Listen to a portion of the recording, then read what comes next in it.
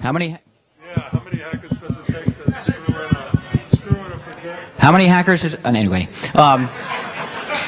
Anyway, we got it going. And I think, Steve Rombaum, you could probably count on a couple of fingers all the Hope speakers who have spoken at every single Hope since 1994. 20 years we go back with Steve Rombaum. He's not only a legend in his own mind, he's a legend to all of us.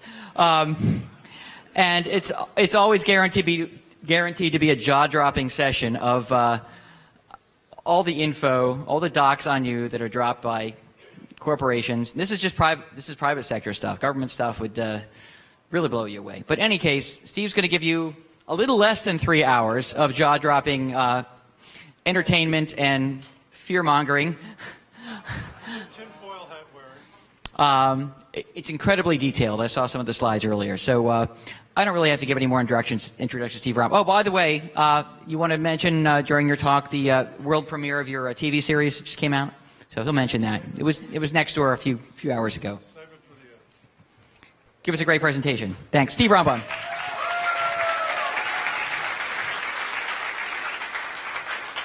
Okay, so if I was going to have to do this like a... You know, I'm telling you, this is... I'm cursed. I'm cursed. It really is. Okay, what do I need to do here? Now I need like... I think I've broken... Okay. By the end of the day, every bit of hardware will be damaged. All right. Yes, my name is Steve Rombaum, and this was going to be an extremely rapid talk because for the first time in a couple of hopes, I wanted to actually leave enough time for Q&A. Now I'm going to have to do this like a speed freak. I've been giving this talk for 18 years. 20 years ago, I was on a panel that covered this topic. 18 years ago, I started with the Privacy is Dead talks. This is my 8th or 9th Privacy is Dead talk. And privacy is now beyond dead. It's a little sad to me that it took an Edward Snowden to make everyone realize that every bit of their life, their digital life, their details of their friends, their family, their likes, their dislikes, where they go, what they do, what books they read, who they associate with, what their politics are, has drip by drip by drip been gathered into databases. I've been speaking about this for some time, but I think Edward Snowden has managed to provide much more graphic examples than I have. I used to point out that with any one piece of information, it's now possible to expand that one piece of information, whether it's a license plate, a telephone number. Today, just taking a picture of your face is enough.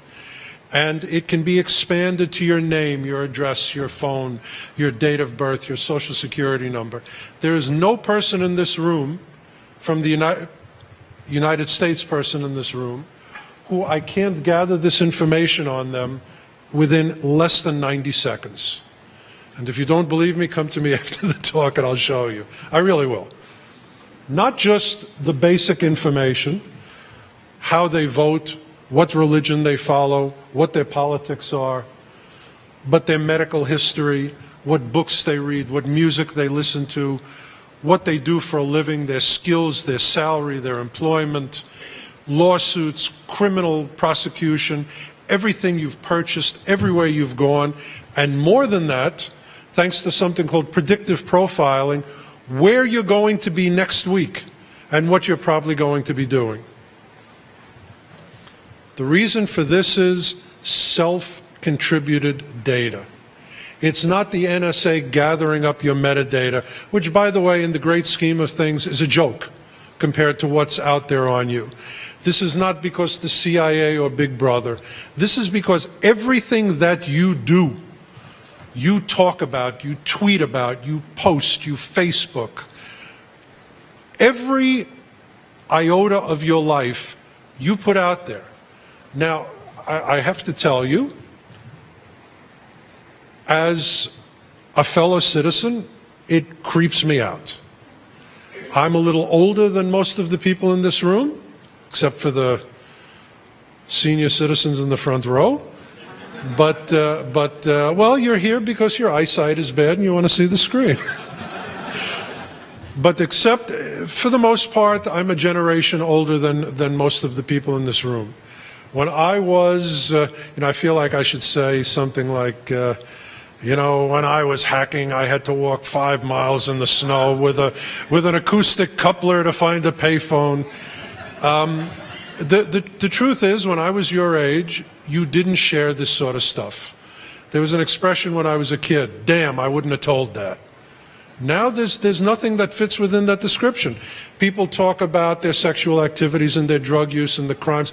I can tell you when I do an investigation, a criminal investigation, the first thing I do is I go to Facebook. You would be amazed how many people pose with the proceeds of their crimes or put up videos of rapes they've committed. It's not funny if you're the rape victim, so don't laugh. People share everything. I don't get it. As an investigator, thank you very much. But as a fellow citizen, as a friend, as a colleague, it creeps me out. Deviant, by the way, that's one of the great benefits of speaking at Hope. You hear from guys named Deviant. Deviant sent me a great example. Last week, there was an article in Wired magazine talking about new interfaces to the IMAP email system. I mean, the most boring article you've ever read in your life. But apparently some people got very excised over it and had a troll fight. And one guy did what you should never, there's two things you should never say on the internet, Nazi or Luddite. And they called this poor schmuck who unfortunately for him had the name You Don't Know Me, called somebody a Luddite. Well, apparently he did know him. Your name is so-and-so and you live in Portland, Oregon. You're pretty shit at triathlons, and last year you humiliated yourself by coming in whatever out of 183.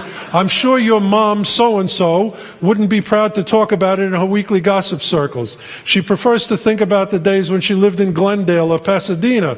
Instead of wasting time on a short-sighted son, at least you managed to trick so-and-so into marrying you, huh?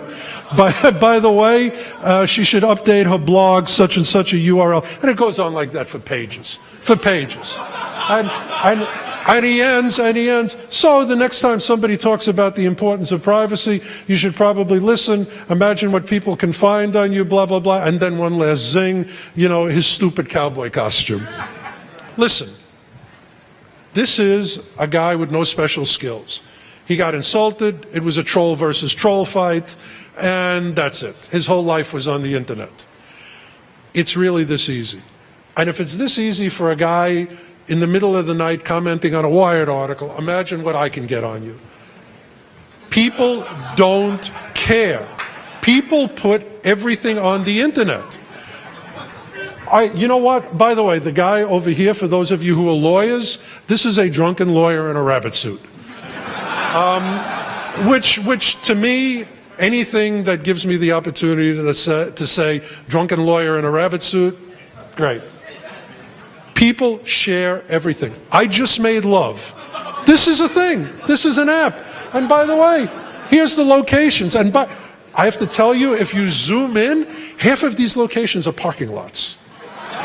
Seriously, try it out. Okay, I saved the sickest one for last. PMS Buddy. This is a thing. You want to warn your friends, don't talk to me for the next 5 to 7 days. But here's the sickest thing. I don't know, is my pointer working?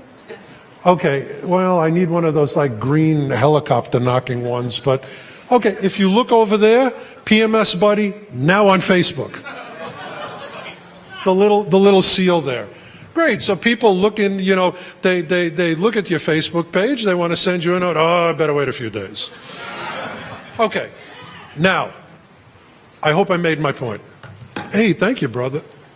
Okay. Jesus, this is gonna like burn a hole through the screen. Okay. Thank you. I'm actually gonna use this thing. Okay. Now to be serious. Why should you give a shit? Okay? This is no longer a G-rated DVD. Why should you give a shit? Here's why you should give a shit. Because you never can tell what's waiting around the corner in your life. And I say that as a guy who is probably the only one in this room to have been removed from a Hope Conference in handcuffs. Look, in the 1930s, people who were left-wing, communist, anti-Hitler people were the good guys. In the 1950s, the same people were put in jail for what they did in the 1930s. There's a book I recommend that you read called 3 Felonies a Day. I rarely give shout-outs to books, but it's an amazing book. It talks about how everybody in this country inadvertently commits 3 prosecutable crimes a day. It's really true. You can't, maybe not 3, but 1 a week is enough. I can tell you that if I, as an investigator, target you, I will find something you can be arrested for within a couple of weeks of looking. Changed attitudes about dissent.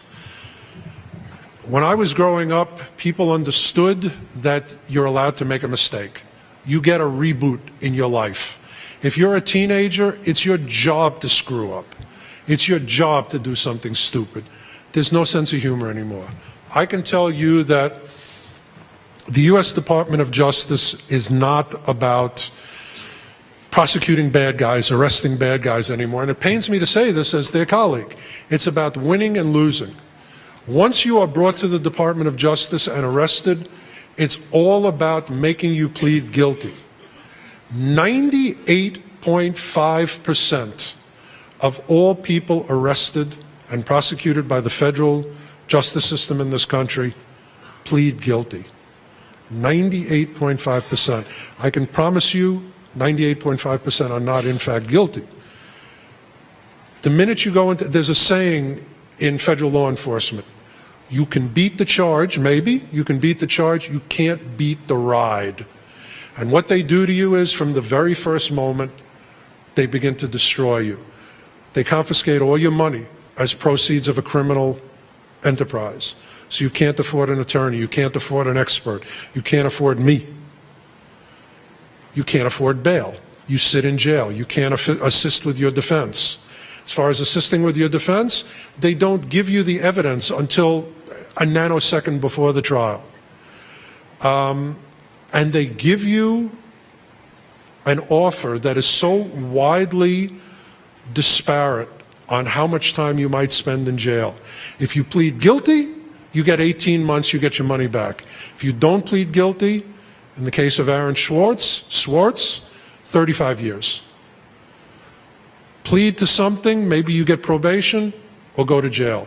Let me tell you, it is bullying of the worst order.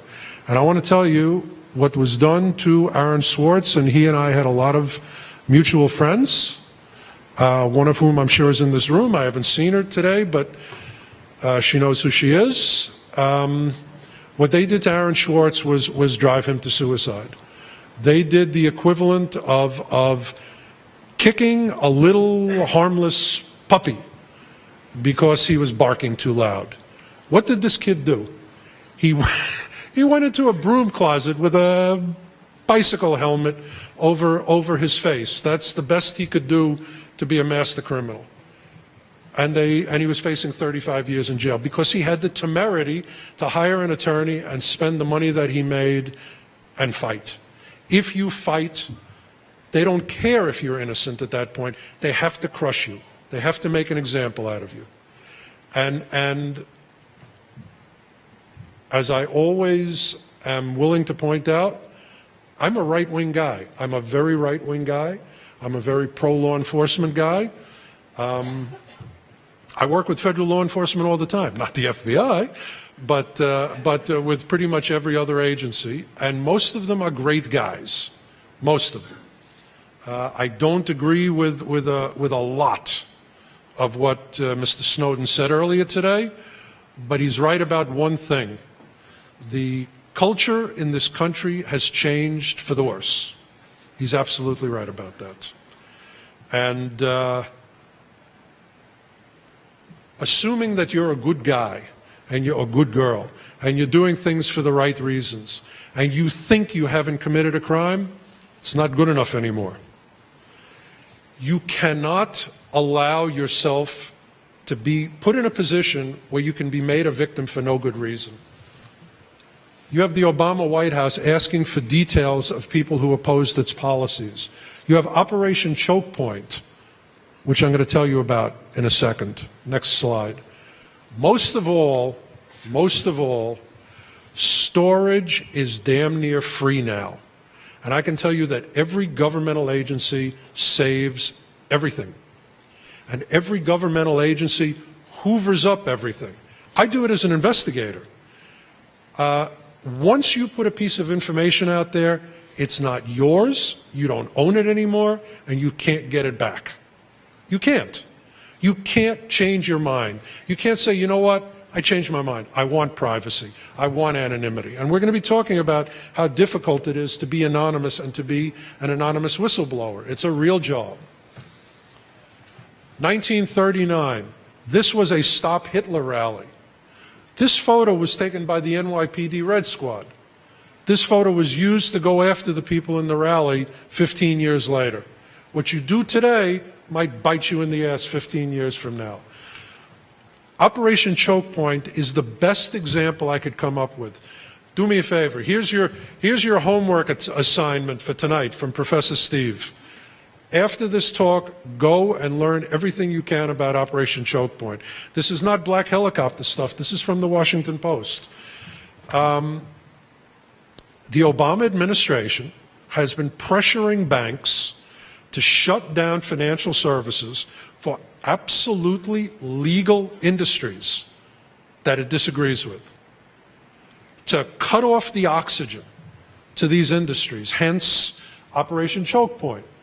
The ability to destroy legal industries through secret actions to deprive them of banking services has obvious political consequences. You think? Here's some examples. Ammo sales, coin dealers, dating services, escort services. All right, look, escort services isn't the most savory service, but it's legal. And they are shutting off services to legal industries that they disagree with. Huh? Whatever. Lottery sales, pharmaceutical sales, pornography. Listen, racist material. Would I like to see racist material disappear? Sure. Not as much as I'd like to see freedom of speech remain intact. You don't like what somebody says? Ignore him, put your foot in his ass, but you don't ban him. This is the current state of things in America. And by the way, it can be as simple as somebody going, oops. Except the federal government never says oops. They never say I'm sorry. Of the 300 complaints, the last 300 complaints filed against FBI agents with the OPR, their Internal Affairs Unit, not one was upheld. Not one was upheld. According to the Department of Justice, FBI agents don't make mistakes. That's a real thing. FBI checks wrong box, places student on no-fly list. Now, by the way, if you know about this case, it took 7 years of litigation for this poor girl to find out about this, and the witnesses that she was going to bring in for the trial were put on no-fly lists the week before so they couldn't come in. Yeah, it's funny, you know, witness in a no-fly trial, put on a no-fly list. It's not so funny. It's not so funny. This is a new country. This is a new way of doing things. Dissent, inconvenience in governmental agencies is not tolerated anymore. And you need to start thinking about your information and your lives differently. This is not a happy talk we're going to be having today. So, you want to be an informant.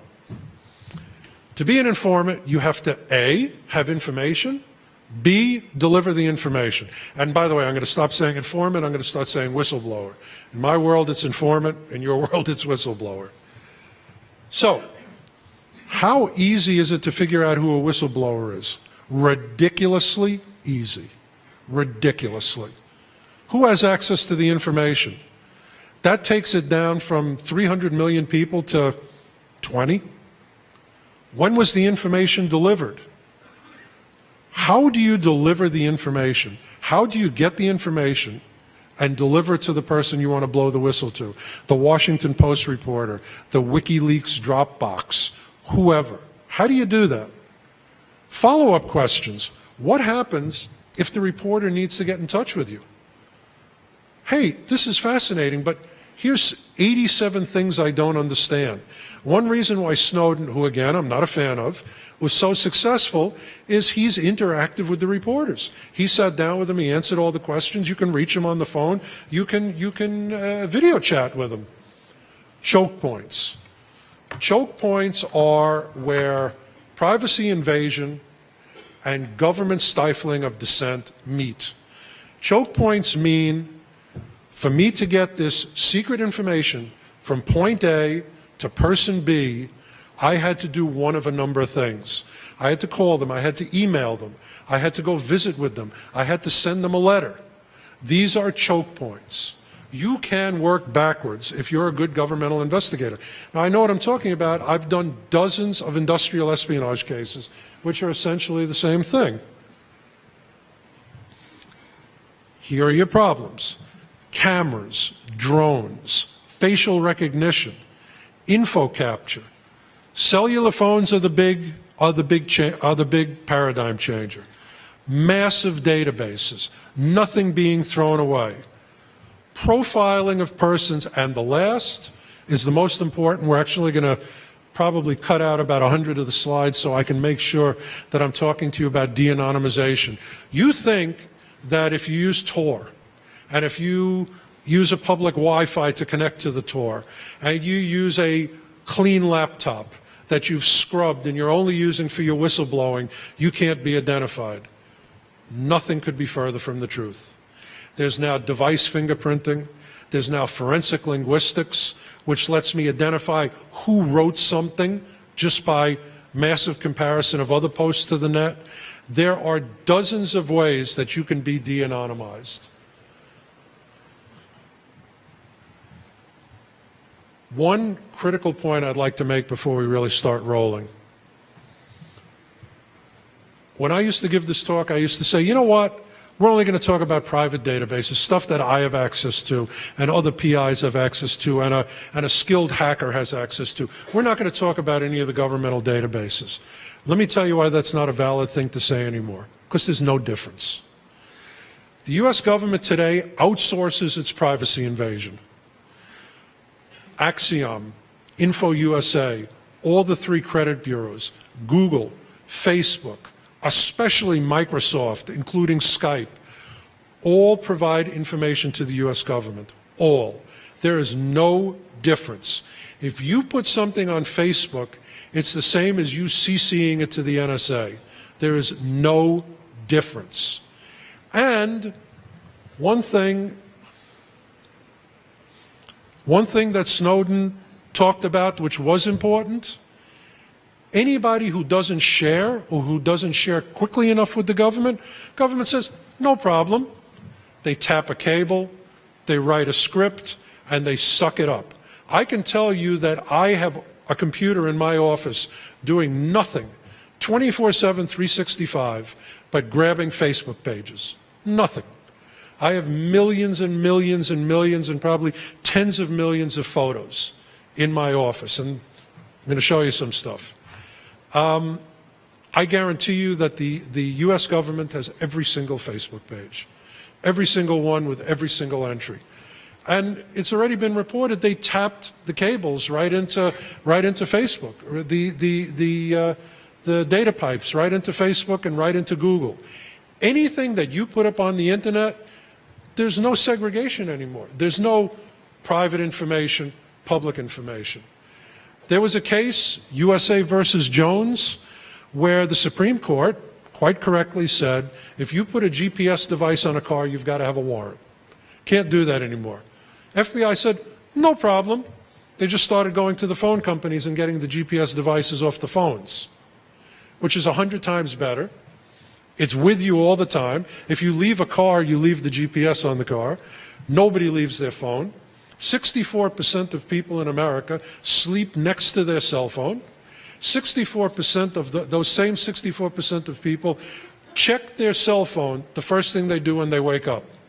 Maybe they scratch themselves, and then they check their cell phone. Nobody makes a secret about it. Here is hold on, let me use the really good pointer. FedBizOps.gov. These are business opportunities. These are RPFs, requests for purchases, things that the United States government wants. This one, I mean, they announce what they're doing. They want to grab YouTube clips and video everywhere on the web and have interpretation of that, which I can tell you smart cameras can already do. People are fighting, people are driving, people are at a demonstration, people are giving an interview. You can now run a clip through analysis, and actually run millions of clips through analysis, and it will say, this is a clip with Bob Jones, and he's at a demonstration. Not a problem. All of the major companies have special governmental units for selling stuff to the governments. Here's, by the way, Google Government Services. Now, the funny thing is, by the way, there's an outfit called Pando, and when they put that up, Google immediately took down all the things they're doing for the government and just put up a generic page. They're still doing the same stuff. Facebook, let me tell you, Facebook is profiling and analyzing its members now in a way you can't even imagine, beyond what Big Brother dreamed. It's determining from postings and from content and from phrases your politics, your friends, your family, your associates, whether you're an activist or not, what you believe in, what you do. Here's keywords, parents to their adult children. These are keywords that they've determined indicate a parent to adult children relationship. Here's a parent to younger child. By the way, I had to emphasize that. One of the things is eye out. Like, if you keep running with that, you're going to take your eye out. I can testify that is something a parent says to a small child. And why are these companies, why is Google and Facebook and Microsoft and whatever doing this? One reason and one reason alone. They don't care about you. They don't want to know about you. Believe me, Zuckerberg is off, slaughtering a chicken or whatever he's doing. He doesn't care. He wants to make money off of you. That's it. And the biggest possible customer is the U.S. government. And the U.S. government is right now not just gathering information, they're determining how to use it to influence people and to direct events, how to make a mob that's going left go right, how to make people support policies. It is the most insidious, evil thing imaginable. And Facebook wants to get U.S. government contracts. So recently, they ran a test. If we put certain postings, if we take in the name of your friend and we send you a certain type of posting, will that make you do X? Will it make you do Y? And they tried it a million times. This news just came out very, very recently. Why is Facebook doing this? Because they want to make you happy? Because they want to make you sad? No, they want to give customers, with a reason to use this, the ability to influence people's emotions and actions. Facebook has a cell phone now. A cell phone is the biggest privacy invader there is. Facebook has a cell phone that can turn on the microphone, can listen to words, can determine what you're doing, what music you're playing, what TV. They say it's what music you're listening to, what TV show you're watching, so on and so forth. I don't care what the reason is. I really don't. This is outrageous. Facebook is profiling people in new ways. This is all new stuff. They are matching people. They are developing marketing that is the most finely targeted marketing imaginable. If I want a tap dancing Chinese grandmother in Milwaukee, they can give me 20 of them. It's amazing. Lookalike audiences. Facebook involves friending people and associating with people. Unless you are a remarkably open-minded person, which 99% of the world is not, you associate with people who are like you, who think like you, who like the things you like, who believe what you believe. If I don't know anything about you and I see your 10 closest friends, I know everything about you. And that's a fact. You can send Facebook a list of numbers. They will tell you everything about the person at that number. Metadata is child's play compared to what Facebook does. And I have to say, before we continue, I've always said one thing during these talks. I am not going to express a personal or a political opinion. I'm not going to tell you what I think you should think. I am going to tell you what I think you should think about. I'm going to modify that a little bit because things are serious today. And I want to say this. If you're horrified by NSA gathering your metadata, you should be insane. You should be marching with pitchforks and torches about what Google and Facebook is doing. Because number one, let's face it, they have less right and less need for it. I mean, the U.S. government, no matter what you say, is doing some good stuff, like fighting heroin importation, fighting Al-Qaeda. I mean, there must be something that the U.S. government does that that you will acknowledge makes you safer, makes this a better, freer place. I mean, we can have this type of discussion. Trust me, if we wanted to go and meet with Mr. Snowden and have this conversation in Russia, not going to happen. Not going to happen. America's a unique, pretty wonderful place, in my opinion. A lot of room for improvement lately, but a pretty damn good country. And the U.S. government is using this information for that. I'm not being a shill for them. I'm just putting it out there. And I'm putting it out there to compare it. What the hell is Facebook doing with this? They're selling you T-shirts with cats' pictures on them. I mean, would you rather give out your personal information to be safe or to buy a T-shirt? It's a ridiculous example, but if you're upset about the U.S. government doing this, honestly, the one opinion I'll express today, you should be insane about Facebook and Google doing it. Amazon is the new repository for CIA data files. And at the same time, there's an Amazon phone, and if you look at what Amazon Fire TV does, it has a microphone. It listens. You cannot turn the microphone off. It sends your commands and your speech to the Amazon servers. Can't do anything about it. Nothing. And by the way, there's no off switch. There's no off switch. They learned something from the iPhone. You can't power it off that easily. Now I'm going to start speeding up. I just want to say that I give a 2-day seminar on this general topic, which is called computer-aided investigation.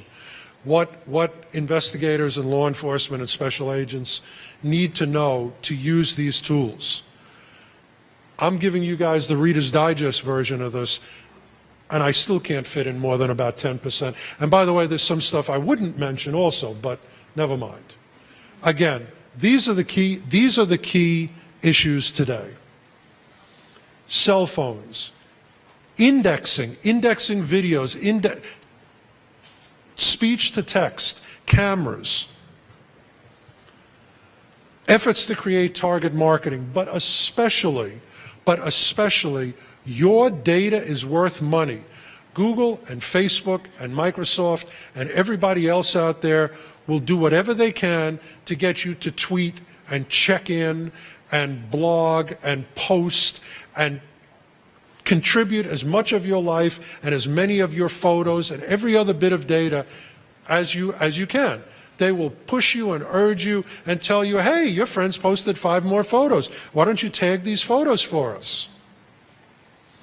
It's worth money. It's always about money.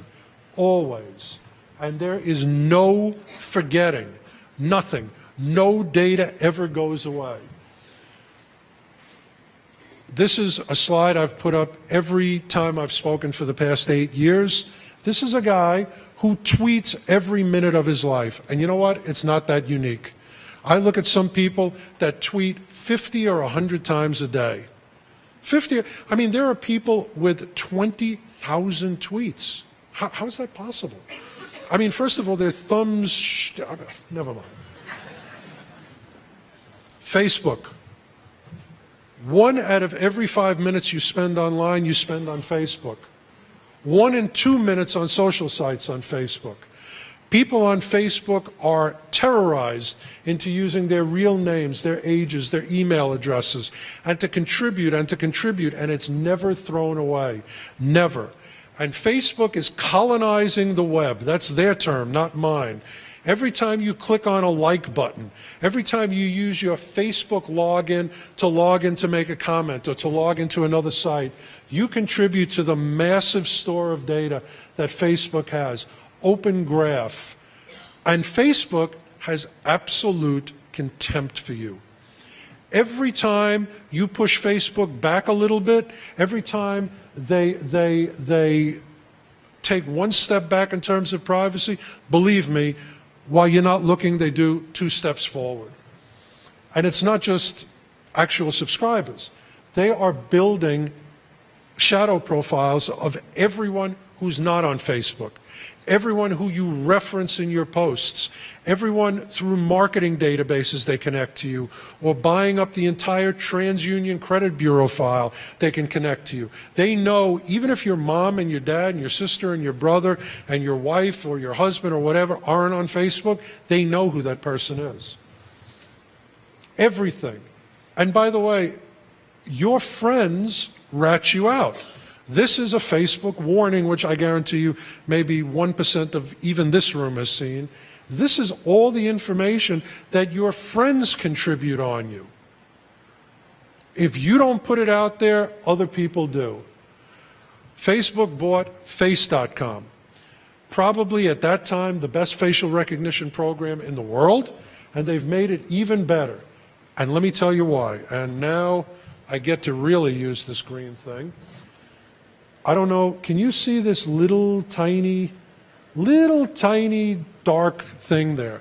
That's all the photos held by the U.S. Library of Congress. Okay, next one, Instagram. These are Instagram photos. Next, Flickr, and this is Facebook. There are, and this is an actual, so help me goodness statistic, 1 billion photos uploaded to Facebook every week. 1 billion, I know I should do the little pinky thing, 1 billion photos, but it's not funny. 1 billion photos, all of which are tagged and identified and facially recognized and add to this incredible store of intelligence agency level intelligence about you. People post everything. I don't know how many of you remember this. Guy duct taped his kid for talking back to him. And he posted it on Facebook. Now, by the way, of course, he got locked up. He lost custody of his kid. But what the hell? I have pictures I can show you of people who robbed a bank in South Carolina and put up on their Facebook page holding the money, a gun, and a bottle of liquor. You know, I'm gonna zip through a lot of this, but Facebook, both, and I know I'm going to forget to mention this because I have Speaker Alzheimer's today, but let me tell you, even if you don't make a posting, both Facebook and Google save your drafts. If you're just typing, even if you don't save the draft, if you delete it, it's still there. I want to tell you that I've seen law enforcement subpoenas executed on Facebook and on Google. And what was returned and the sources of it, some of it I'm not going to tell you. But I'm going to tell you that it is such critical information and such remarkable information that major law enforcement agencies today task an agent to do nothing but be their Facebook agent and their Google agent. Sit in the Facebook and Google headquarters and handle all the requests for information and expedite the really, really important ones. I can tell you, if you go and you pull up a thing on Google to start writing an email, and you change your mind, even if you don't save it as a draft, you start typing and you say, nah, I'm not going to say that. It's saved. And there's a lot of examples like that. A lot of examples. Facebook is going to be a telephone company. Facebook announced its phone.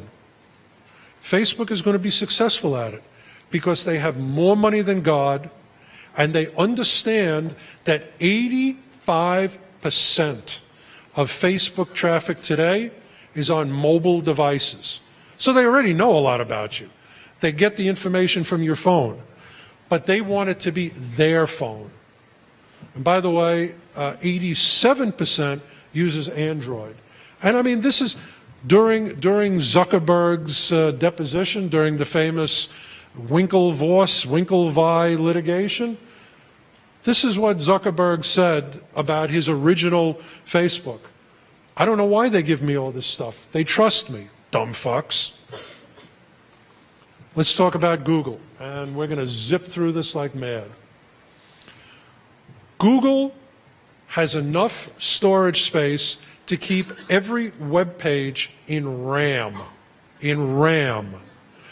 Google has 600 PhDs.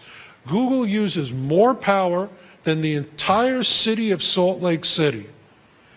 At 2 points during the past 2 years, they had more ready cash on hand than the U.S. government. That's no fooling. No fooling. Google is not just search. Google is everything. Everything. Groups, Gmail, Google Voice, Android on 87% of the phones. If you use Chrome, if you use Google as an ISP, if you're in Kansas City, you have an unbelievable, wonderful, or Tulsa or any one of the places where Google Fiber has been put in, you have an unbelievable connection. You have super whiz-bang fast connection for almost nothing. And Google views all your damn traffic. And this is what they want to do. They want to know everything that you do and everywhere you go and everything you look at and every interest you have. Not because they're Big Brother, because your eyeballs are worth money. They want to sell you stuff. And they're making billions and billions and billions of dollars. And they know on a regular basis your physical location. And they never throw that away. NSA metadata pisses you off? Nothing compared to Google. And frankly, nothing compared to Facebook or Twitter either, which I'm going to demonstrate. Every time you use an app, you download an app, you express an interest, it adds to their store of knowledge about you. You check for apartments in Brooklyn. You go to Yelp and find a Chinese restaurant. You search for an abortion clinic. You search for an address at 2 o'clock, and at 3 o'clock at that address there's an Occupy Wall Street demonstration. They know everything there is to know about you, or it's only one step away from extrapolating to that. Everything, everything, everything.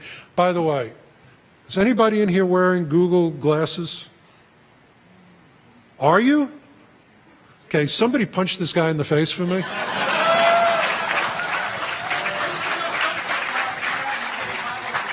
I'm advocating violence, and I'm paying for one. No, I'm kidding. I'm kidding. You know what? In today's environment, you can't even make a joke. You can't even make a joke. I don't care if you have Google Glass. Google Glass, shut down. Did it work? Okay, never mind. Google now has peer-to-peer monitoring of cell phones. If I don't know exactly where your cell phone is at, because the GPS-A didn't kick in, it's only GPS, and I can only tell within 1,000 feet, or 1,000 yards rather, no problem. I know you're right next to Bob's cell phone, and I know where Bob's cell phone is at. This is a patent filed by Google using other cell phones to monitor other cell phones. I mean, it's a mesh setup, it's nothing unique, but it's being used for monitoring and data gathering now by Google. And tell the truth, is there a single person in this room who wouldn't be outraged, who wouldn't be throwing things if the NSA was doing this? But Google, yeah, we're cool with it. Hey, do no evil, right? We'll get to that. Everything. For those of you who used Goog 411, find me, Hotel Pennsylvania. I'm sorry, did you say Transylvania? And finally, they made it perfect. And they did that for only one reason. Not because they love you. Not because they wanted to give you real, free 411 and save you $1.95. It's because they wanted to use your input millions and millions and millions of times to perfect perfect speech to text so they could run conversations for the government and sell it. And that's exactly what they did. That's exactly what they did. I'm going to zip through this, but I'm going to tell you that Google uses every damn trick they can. They put out the best damn APIs. They want you to interact with their system because they get more information. They want you to design for them. They want you to use the Google URL shortener. Why? Because everybody who clicks on it, A, you've directed them to that, and B, they know what you're interested in because you've used that particular URL shortener. Google glasses. Google patent filing would identify faces in YouTube. It's not news anymore. But if the NSA did this, you would freak. Google did it, you're cool with it. I don't get that. Google is a private industry. You have no control over their data. Once the information goes into Google, it is a private business record. In fact, the US government can track you 24/7 using telco information because it's private business records. They can't put a GPS on your car. But Google started with satellites, GeoEye, about 5 years ago. Google has now bought up a company, and they are going to have 50 satellites in orbit by 2017. Google will have more satellites in orbit than the entire United Kingdom.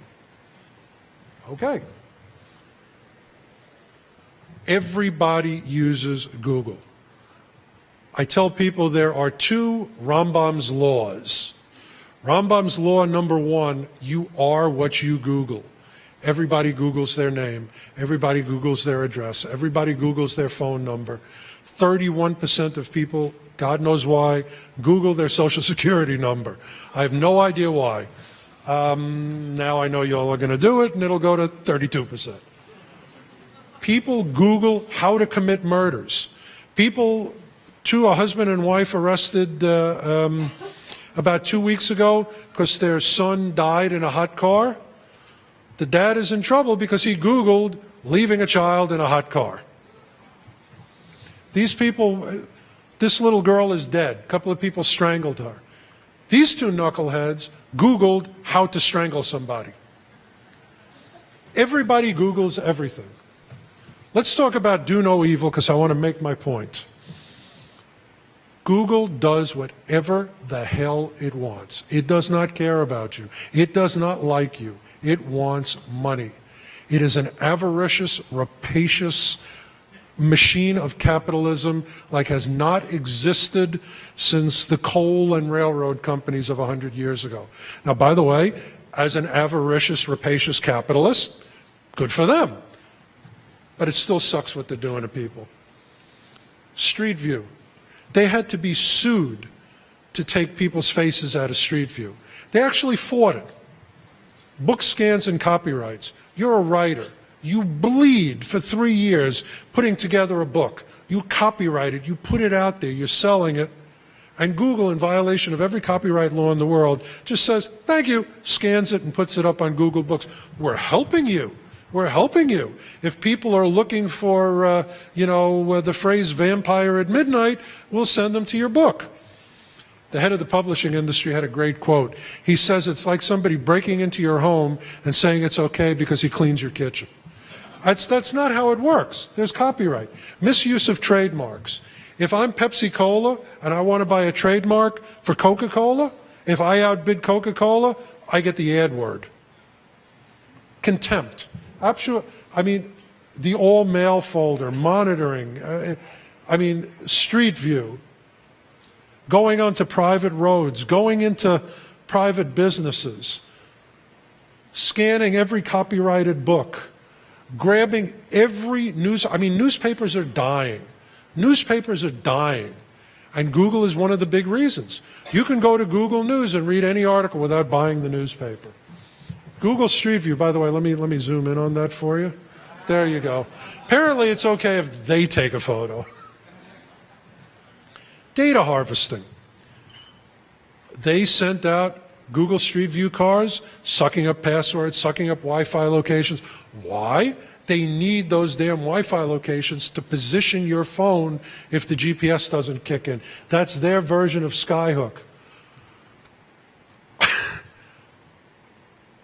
Apple put a provision, a function in Safari where you could click Do Not Track, where you could mess with cookies so you couldn't be tracked.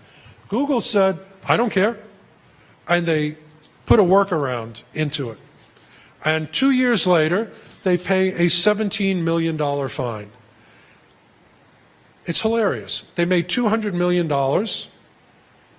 getting this information from Apple users, and they paid a $17 million fine. Just a show of hands, I'm curious, because this was actually news to me until a year ago. How many people know what the all-mail folder is? I love my hackers. About half the room. Any other audience, it would be like one guy. You delete mail in Google. You think it's deleted, right? Nope. They just move it to the all mail folder where it sits there forever. For those of you who didn't know about the all mail folder, open up Google, look at everything you think you deleted in the all mail folder. It's obnoxious. It's really, really obnoxious. Why does Google do this? Not because they really care about you or they want to invade your privacy or they want to be Big Brother. They want to sell you stuff. They want advertising revenue. And they suck you in with so many free services that after a while you have what's called in the investigative community Google addiction. You're not going to leave Gmail. Imagine you have to come up with you have to give all your email correspondence your new address. Google Voice, you have to give everybody your new phone number. Everything in Google Docs and in Google Drive and everything. It's a pain in the ass. You're never going to leave Google. It's a pain in the butt. And Google is very, very open. We can suggest what you should do next, what you care about. Imagine. We know where you are. We know what you like. A near-term future in which you don't forget anything because the computer remembers. If I look at enough of your messaging and your location and use artificial intelligence, we can predict where you're going to go. Show us 14 photos of yourself and we can identify who you are. You think you don't have 14 photos of yourself on the internet? This is Eric Schmidt, Google's CEO. They're upfront about it. Hey, we're screwing you, but we're doing it because we like you. Everybody does the same thing. Amazon knows everything about your likes, your dislikes, your finances, and your actual physical address. Have you ever noticed if you're reading something on a Kindle, you stop at page 148, you reopen it on your iPhone, and you're at page 148? Magic, right? Wonderful. It's because they watch you read.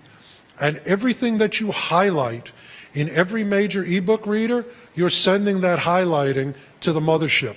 Amazon, Apple eBooks, they know what you're interested in. Banking. Everybody's horrified that the U.S. government knows everything about your finances, that there's something called FinCEN that gathers all your financial data together. Horrible. Let me tell you, 75% of the identity checking and financial data gathering that the U.S. government uses is gathered by Equifax Banking Services, a credit bureau. And they sell this information. When I'm hired by a client, hey, find me somebody's bank account, the first thing I do is I pull an Equifax banking report on them. I see what banks check to see if Bob is really Bob. Probably Bob has a bank account there. Sometimes I even get Bob's safe deposit box there. Rambam's law number 2. All data will eventually be used for unintended purposes.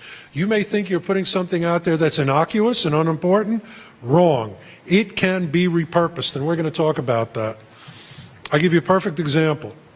I track down fugitives and missing kids all the time using Domino's and Papa John's. You call Domino's, I know where you are. You had a pizza delivered there.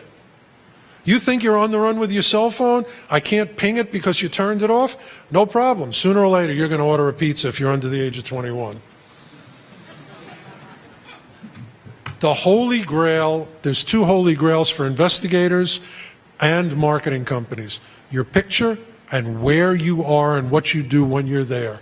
And all of these things track Microsoft, Apple Store, even Windows Media Player. Everything. If you use Wii, if you use a browser, I mean, every time that you log in, every time that you authenticate, and even when you don't, even Wii reports where you are and what you're doing. TiVo, TV, everything. You drive a car, Easy Pass, SunPass, OnStar. Most of the stuff you guys know, but you don't know that this all gets aggregated into larger databases of information. Unique serial numbers in everything. We're going to talk about this. Every single damn thing that you do digitally generates or is from something that has a unique serial number. GPS is now good enough that I can not only tell what corner you're on, what intersection, but which of the 4 corners in that intersection you're standing on, especially if you're in New York. Cell phones, and I'm sorry if I'm zipping through this, but we started late and I want to end at 8 o'clock. I want to end the presentation at 8 o'clock and go to Q&A. And by the way, if anybody had any questions from the earlier event, which I thank you all very much for attending, you can ask questions on that too. Right now, everybody is migrating to cell phones. Facebook. As Facebook tilts to mobile, 575 million people around the world use the social network every goddamn day.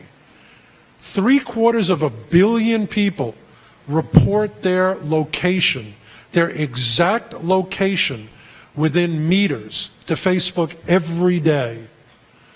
Google services, 87% of the people who use Google.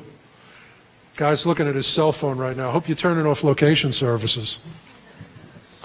Amazon just introduced the cell phone the other day. This is the name of the game. And they're doing everything that they can do to hoover up your location, every possible way. If you're in an urban area, they use Skyhook, they use Wi-Fi, they use P2P location. They use everything they possibly can to determine where you are 24/7. Why? Because they want to see what you're doing, what's of interest to you. If every Thursday you eat Chinese food for lunch, I guarantee you, within a year, you're going to be seeing things like you walk past your usual Chinese restaurant, you're about to go in, a coupon pops up on your screen. Hey, Julie, don't go into Big Wong's. 1 block down, there's Big Feng's, and here's a coupon for 50% off. Not because they really care that you eat Chinese, but they've got a deal with Big Feng's, and everybody who goes in and uses the coupon that they put on your phone, on your smartphone, they get a piece of the action. That's why they want to know. I want to tell you, and Bernie S., who introduced me, actually worked on this case with me, and a couple other people in this community. There was a 13-year-old girl who had been abducted not abducted, lured by a pedophile to Philadelphia, and we caught him, and she was on the run, and she ended up with another pedophile. We found her 1 o'clock yesterday. How did we find her? Thank you. But here's how we found her. Old school and new school. We knew she was on Meet Me. We did a connection to her on Meet Me and on Instagram. We saw when she was logging in. Law enforcement contacted me. Law enforcement has no idea what Meet Me is. Suffolk County Police Department. Great guys, but they're clueless with tech stuff. So we said, okay, here's their legal contact. Contact them, get us the IP addresses. We got back all kinds of crap. They couldn't trace the IP address. We went on a couple of public services that record every Wi-Fi address and where it is, every Wi-Fi IP address. We found their exact location in Media, Pennsylvania. It was the public theater there. We sent a bunch of guys out with wanted posters. Traffic cop, a meter maid, found her the next day, grabbed her. She broke away. There was a big chase. We had her in custody 1 o'clock yesterday. And we did it by tracking her IP address. Navtech is an example of what's possible. They logged the GPS location of every business and every address. Every business and every address. If I know your GPS location, and I'm going to show you with T. Profit and some other people what sneaky thing I did before the Hope Conference, they know, is there a parking lot, is there a bar? It's good enough to the point where GPS trackers put on people who are on parole for DUI will alert the parole officer if they go near a car rental agency or a bar. It's that good. It's that good. If you have a GPS in your car, you go find the nearest gas station, find the Chinese restaurant. That's how it's able to do it. They've got the GPS location of every single one. A cell phone will report to me your location history, who you hang out with, where you go. Do you go to a demonstration? Do you go to an abortion clinic? Do you go to a bookstore 10 o'clock at night? Are you alone? Are you with somebody else? Are you getting on an airplane? Cell phones tell me every damn thing I need to know about you. As an investigator, if I have your cell phone stuff, I own you. You're owned. And I got to tell you, you're pissed off because the U.S. government has your location data. Not such a big deal. I think everybody knew they had it anyway. And B, Google and Facebook have exponentially more connected to your cell phones. Here's tower location data. I know everywhere this guy is. Everywhere. P2P pinging. It's not just your cell phone connection. It's not just when your cell phone is telling a tower, hey, here I am, here I am. You're also broadcasting your Wi-Fi, and you're also broadcasting your Wi-Fi activity. There are now law enforcement and military and police programs that can target a geographic location. If I want, I can target the Hotel Pennsylvania, and I can identify every cell phone in this room. I can identify 95% of the people attending a Steve Rambam talk. No problem. I can identify 95% of the people that walk into a high crime location, a crack house. I can identify 95% of the people who attend a perfectly legal demonstration. This is hold on. This is social networking activity. This is social networking activity. This is social networking activity. And by the way, once you have the people who are doing social networking on that location, you go to their social networking sites, their Twitter, you can see what they're logging in through. Is it Twitter? Is it Facebook? Is it Google+? What the hell is it? And you can see exactly what they're doing and exactly what they're posting. Silly things like this. There's an actual case where Al-Qaeda got tweets with geodata and shot a mortar at the location because they knew that there were soldiers there that were bored and tweeting. That's an actual case. Don't believe me? Look it up. Here we go. And by the way, it's not just that. Just as a goof, we've developed a product for private investigators called GeoTwit that allows you to put a guy's name in there and track him through Twitter and track him through Facebook. I can get your location activity, and very often your pretty current location, without leaving my desk by backdoor pinging your phone through this sort of thing. I just put in, through Google's API, we just wrote a script. Everybody who put in HopeX and generated their geographic location. Now, by the way, T-Profit was kind enough to say, yeah, I don't care, put it up there. I mean, this is where he was. We know that he was either at the LAX terminal or driving on the 101 or whatever, talking about going to Hope. This is his exact GPS data, I think last week, from a tweet. Here's another guy. I understand his name's Silverberg. I'm sorry, Mr. Silverberg, I didn't ask you about this.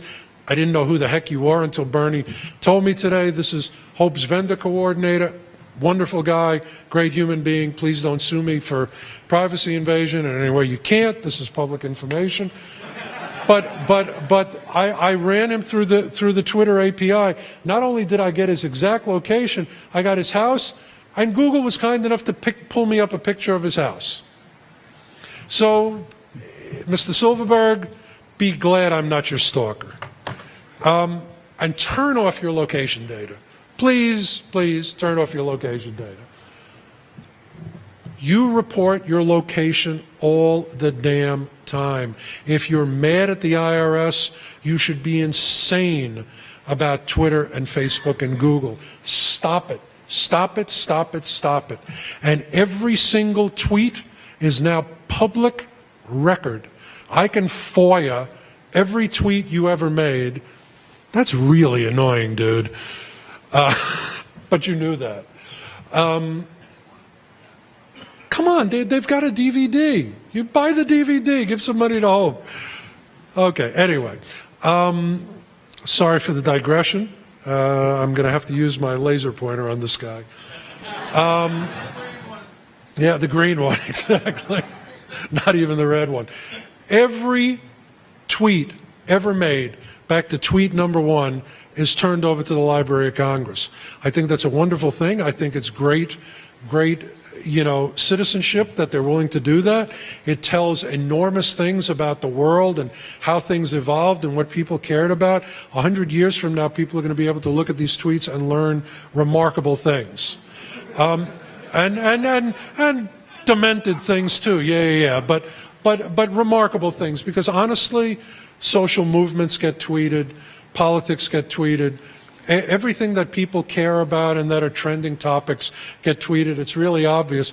But on the other hand, if I grab all these tweets, which I can assure you I've already filed a FOIA request to get every tweet in the hands of the Library of Congress, I will know everything that you do and everything you care about, and everywhere you go. You've deleted your Twitter account. You haven't deleted it from the Library of Congress. You've gone off. You've turned off your location services. You're no longer reporting your GPS. No problem. Before you did that, I got your house. No problem. Again, you can never make information disappear. Stop now while you can. Every damn Wi-Fi you connect from, unless you've really gone to the trouble of changing all your settings on every device, is saved. Now, here's an example, and I'm going to really zip through a lot of this. How many people here have an app, either Android or iPhone, called Flashlight? Not that many, thank goodness. About 50, I'm going to say, out of the hundreds or more people in this room. Of those of you that have Flashlight, how many of you read the terms of service? Two hands. 1, 2. Do you know that Flashlight, which does nothing more than display a white screen so you can see where you're walking? I mean, you can open an email, a blank email, and accomplish the same thing. It doesn't make your screen brighter. It just simulates a flashlight. You are transmitting your location, You are giving access to your camera, you're giving access to all your phone calls, and you're giving access to your UUID, your unique identifier, just for downloading this free flashlight app. Why does flashlight need your identity, your location, your camera, and all of these other intensely sensitive things? Because nothing is free. Yes, you've downloaded the free flashlight app, and they're making millions of dollars off of you by harvesting this information. 45% of all apps report your location. A third of them access either your camera or your microphone. Why? No good reason. They want to make money off you.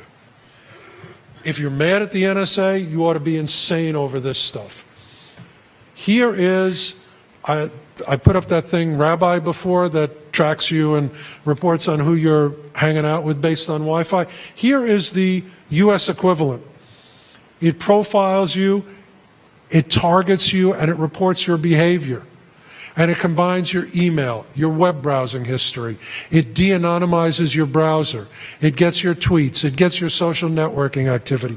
Everything, and it puts it in one nice little package. There's now a federal word for this.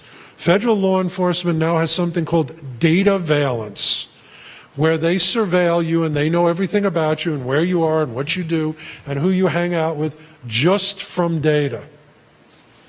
It can even report, Target has passed his phone onto someone else.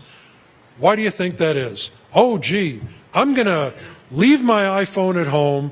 I'm going to do like Snowden did. I'm going to put it in the microwave. I'm going to put on my tinfoil hat, and I'm going to get a drop phone from 7-Eleven. Within one day, anybody who really gives a damn about tracking you knows that's your drop phone. Because your drop phone spends the night in Bob's house, and the drop phone calls Bob's girlfriend, and the drop phone goes to Bob's job, and the drop phone goes to the bookstore that Bob always goes to, and the drop phone is correlated with ALPR data in Bob's car. Devices have profiles. You have a profile. There is no such thing as anonymity. And it's a bitch to be a whistleblower, and we're going to get to that. Here is precise data everywhere you've gone and everything you've done. By the way, just for a test, they pulled in 1 billion records. Just a quick test, 1 billion records.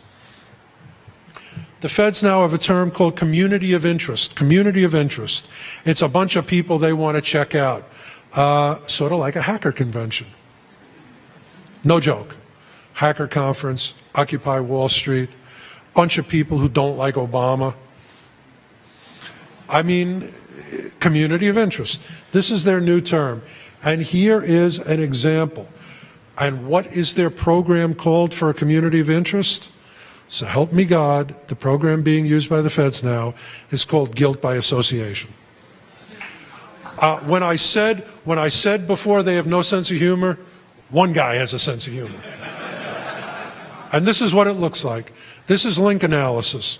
This is who you're talking to on the phone, who you're emailing, who you're visiting, who your Wi-Fi is near. Guys, thank you. As an investigator, thank you, thank you, thank you. I'm a lazy guy. I like to make money for doing as little as possible. Thank you. As a fellow member of the hacker community and as a good American who believes in privacy and constitutional protections, are you out of your frickin' minds? Really?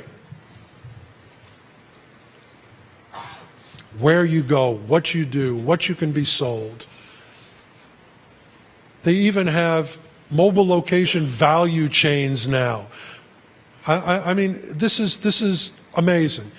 This is the main thing I want to point out because we're going to go through this really fast. No device dependency. No device dependency. In English, what that means is no matter what you're using, no matter your communication tool, no matter whether you switch phones, switched MAC addresses, switched your MiFi, switched whatever, they can identify you. And trust me, it really, really, really works.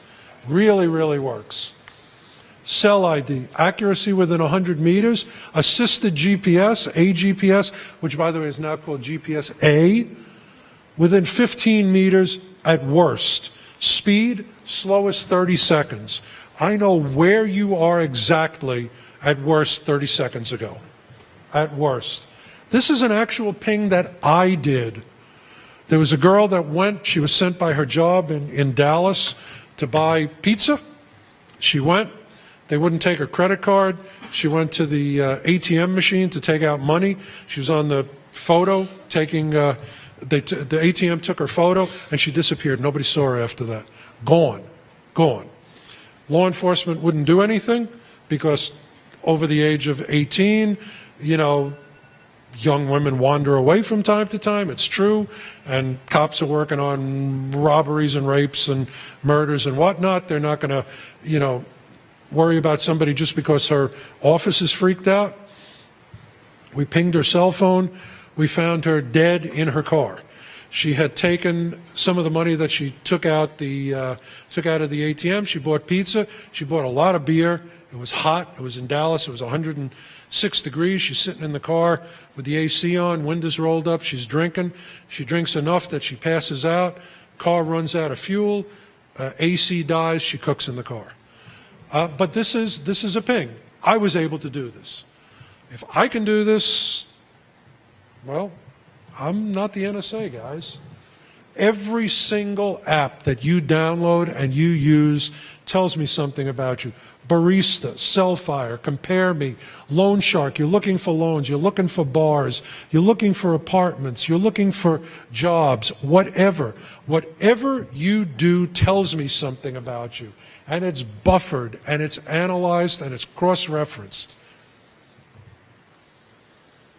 Why?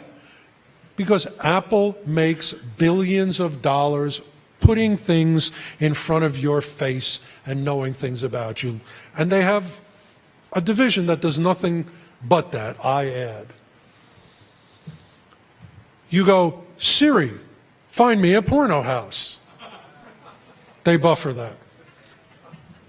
Every single bit of data is saved and buffered.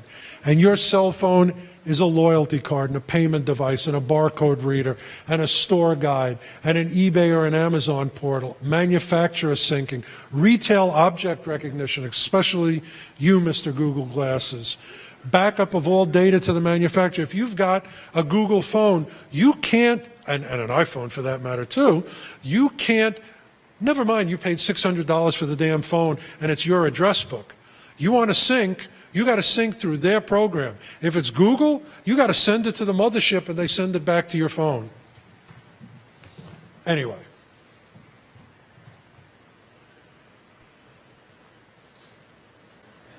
That is the size of the largest GPS now being used in phones. That is, it was much bigger. That has now been upgraded. Not that exact one, but ones like it. They're even looking at things like GPS darts. If somebody is a rioter, they shoot with an air rifle. They tag you like a moose so they can follow you from the riot. Right now, if a stolen car is evading the police and being chased, and it's not acceptable to continue the police chase, they just shoot the car with a dart, gets stuck in the trunk. They follow it 5 blocks back. The guy thinks he's lost the cops. He ditches the car. They're on him like white on rice. It's unbelievable. They're developing something now called GPS dust. GPS dust that they're going to put on you, small enough that, you know, investigator walks past you, poof, until you change that shirt, I know everywhere you are. 2 examples. One WikiLeaks stock, fascinating. You got to read between the lines in WikiLeaks. The United States urged Afghanistan and Pakistan to enhance their cell towers and built new cell towers for them. Why? So they could track everybody. Shanghai, if you go to Shanghai, every single cell phone is tracked. And by the way, every single cell phone is registered, but that's another story. I spoke about USA versus Jones. Doesn't matter. Doesn't matter. You can't put a GPS on a car. Everybody has their cell phone glued to their ass. It is their Star Trek communicator pinned to them. Okay, so you are a whistleblower. I have a good idea of who you are, or who you probably are already, because if it's sensitive data, there's a limited amount of people who have access to it. It's not like the stuff that was given away by Manning, which was accessible by 1 million people through the military network. If you are a big deal, I was going to say something rude, if you are a big deal whistleblower and you've got really, really sensitive stuff, Snowden level stuff, there's a limited number of people who can get it. And by the way, since Snowden, it's even harder to be a whistleblower because there's really, really good audit trails which can't be erased and can't be circumvented on info. So they know the 20 people that looked at this piece of data that is now on the front page of the New York Times, or more likely Guardian or something like that, or Al Jazeera. Hello, Al Jazeera guy who I spoke to before. So you say, you know what? I'm going to put on rubber gloves. I noticed in the back in the Hope stock room there were boxes and boxes of rubber gloves. I'm wondering why. And that's actually really true. So you say, you know what? I'm going to put on rubber gloves.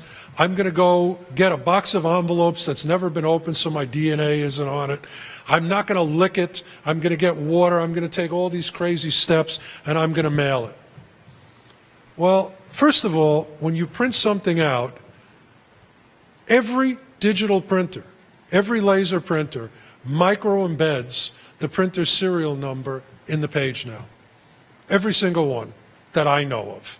Certainly Brother, Hewlett-Packard, all the big ones. So first of all, they know what printer it came from. There's a guy I've been looking for all day. I'm doing a case with him right now.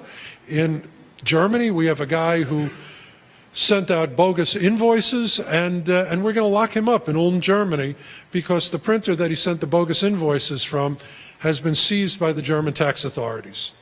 So we're going to be able to compare it and put his sneaky butt in jail, and his two partners who are named Odie and Captain. So first of all, you've got the micro-embedded printer. Second of all, how many people know that every single letter, show of hands, how many people know that every single letter that's mailed in the U.S. is photographed? Holy moly, more than half the room. You know, you guys are great. You guys are really, really great. Honestly, if it was any other crowd, there would be a hand, and it would probably be like the postal inspector who's surveilling me. Every single letter. So unless you're going to hitchhike to Milwaukee to mail the letter, they know where it was mailed from, and that narrows down the circle of who it could be. Now, profiling people. There are tinfoil hat area. I say that because this is the scariest stuff. This is the scariest stuff. Target marketing. Every book you buy, every music you listen, song you listen to, every place you go, every credit card charge, every OnStar, every Easy Pass, every swipe of your subway card, it's buffered. Now let me tell you, not just the feds. Let's talk about New York City for a second. New York City is adding 7,000 to 12,000 cameras a year. All networked, all with facial recognition, all part of what's called the domain awareness system. The NYPD has the most remarkable facial recognition system you've ever seen. They make thousands of arrests every year from cameras matched to photos. They sell that system to other police departments for $30 million. It's so good. You want that system, you got to pay the NYPD $30 million. You use your Easy Pass when you go through the Brooklyn Battery Tunnel, when you go over the George Washington Bridge, and it's reporting your location? Yes, it does. But also through 284 locations in the 5 boroughs, where they have Easy Pass readers that log when your car goes past. Choke points, Lower Broadway, 125th Street and Lenox Avenue, there's one. There's 12 halal carts, those Muslim food carts that are really undercover food carts that are recording Wi-Fi, recording Easy Pass, and recording cell phone activity, and filming, by the way. And they move them near demonstrations and near sensitive zones. So if you're at Occupy Wall Street, don't eat the shawarma. That's all I'm saying. ALPR, automatic license plate readers. There are 400 in the city of New York. 200 are stationary, 200 are mobile. Every parking lot, every street. They're the two forward-facing cameras on the back of police cars. They can film 60,000 license plates an hour. If I want to know where your car was parked 2 weeks ago, not a problem. It's in the system. And by the way, it's a private company that gets all these photos, even when the police take the photo. Everything there is to know about you, the marketing companies want to know. Are you straight? Are you gay? Are you Republican? Are you Democrat? Are you black? Are you white? Christian, Jewish? They want to know this. Now, frankly, kind of creeps me out. They want to sell you stuff based on this, but it kind of creeps me out. And I can tell you, depending on how intensely you've been, if you are over the age of 21, they've been gathering data on you already for 7 years. They start your first year in high school, where you go to school. Once you go to college, they start offering you things like credit card offers and book deals and travel and Cancun and things like that, and they get more and more and more information on you. By the time you're 21, by the time you're out of college, you're already intensely in their system down to a granular level. And these are all the areas that they gather from and amalgamate. Direct mail, call center, in-store networks, websites, email, displays. I mean, everything you do is aggregated. And it's remarkable. There's a story that the type of data about you that can be extrapolated out is amazing. There's a famous story. Germans are really, really good with databases. Really, really good. So, my buddy from Germany right here. There was a famous story when Volkswagen reintroduced the bug. I tell it every time I talk. The bug had been out of the market for 15 years, and they didn't know who would buy it, and they couldn't find all the previous owners that loved it. And they did intensive marketing surveys of all the people who bought it, and they found out two things. These people disproportionately owned cats, and they ate chunky peanut butter. So they got together everybody they could who had a cat and ate chunky peanut butter and marketed like hell to them. And 4 times the normal rate, these people went and bought the Volkswagens. You can extrapolate out. The political outfits do this all the time. Karl Rove for the Republicans, voters vote for the Democrats. If you drink clear liquor, white wine, vodka, stuff like that, you are more likely to vote Democrat. Bourbon, Fuddruckers, guns, you're a Republican. I mean, it's astounding. It's astounding how accurate these marketing extrapolations are.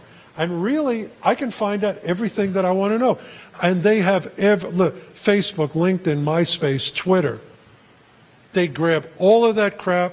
They merge it with your purchasing activity. They merge it with your offline activity. How you can be angry about the NSA grabbing your phone metadata, which is really kind of bullshit, and not be angry about this is beyond me. Not be furious about this. Everything. How much discretionary income you have, how much money you make, how much money your household makes, what you do for work, what your house is worth, your ethnic code, your religious code, everything. Do you have allergies? Do you have arthritis, cholesterol, diabetes? Are you disabled? Do you do homeopathic medicine? Do you like organic food? Are you a senior with senior needs? And so on and so on and so on. All of this gathered. Are you a new parent? Are you an expectant parent? You know how they know that? Because they buy this crap up from the doctor. How do you think you get a free coupon for Huggies 1 nanosecond after you give birth? That's how. And they segment it. Platinum oldies, well-heeled retirees, hard chargers, well-educated and professionally successful, kids with clout, tots and toys. They segment you down to the tiniest level, like sand on the beach. And they just keep going after you. Are you straight? Are you gay? Are you black? Are you white? Are you a Christian? Are you a lefty? What are you? And they keep marketing. And they predict not only what you like, but what you're gonna like as you age.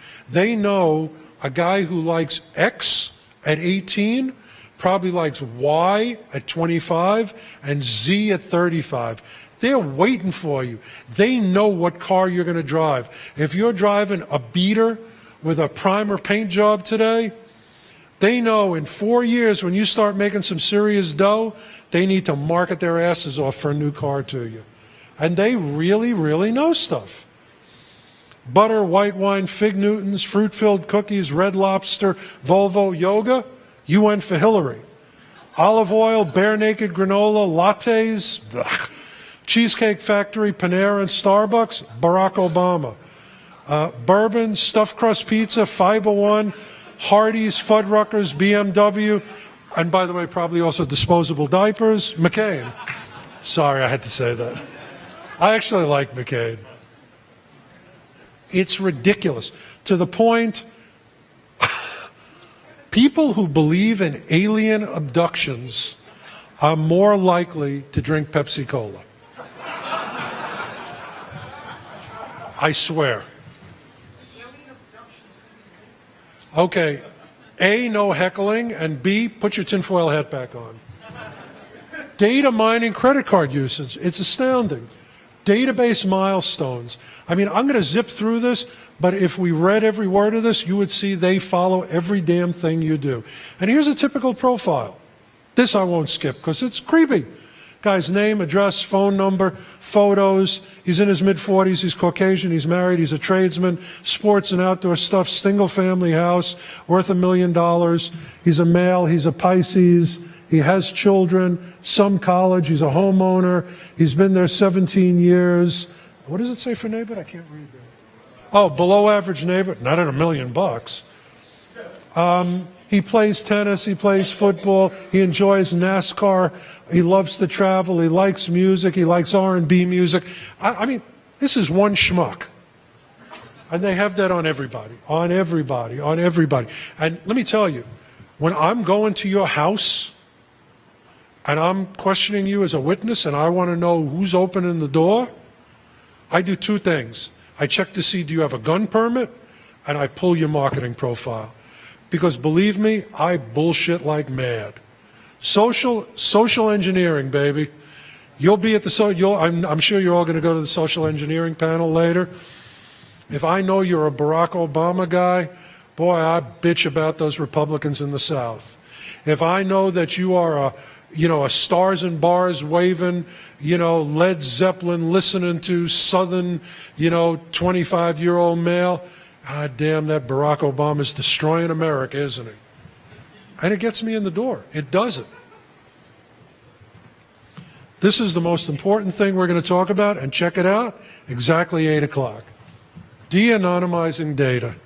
This is the important stuff for whistleblowing and for your lives. Quick example. I use this all the time, but it's the best one out there. You are what you Google. You are what you search.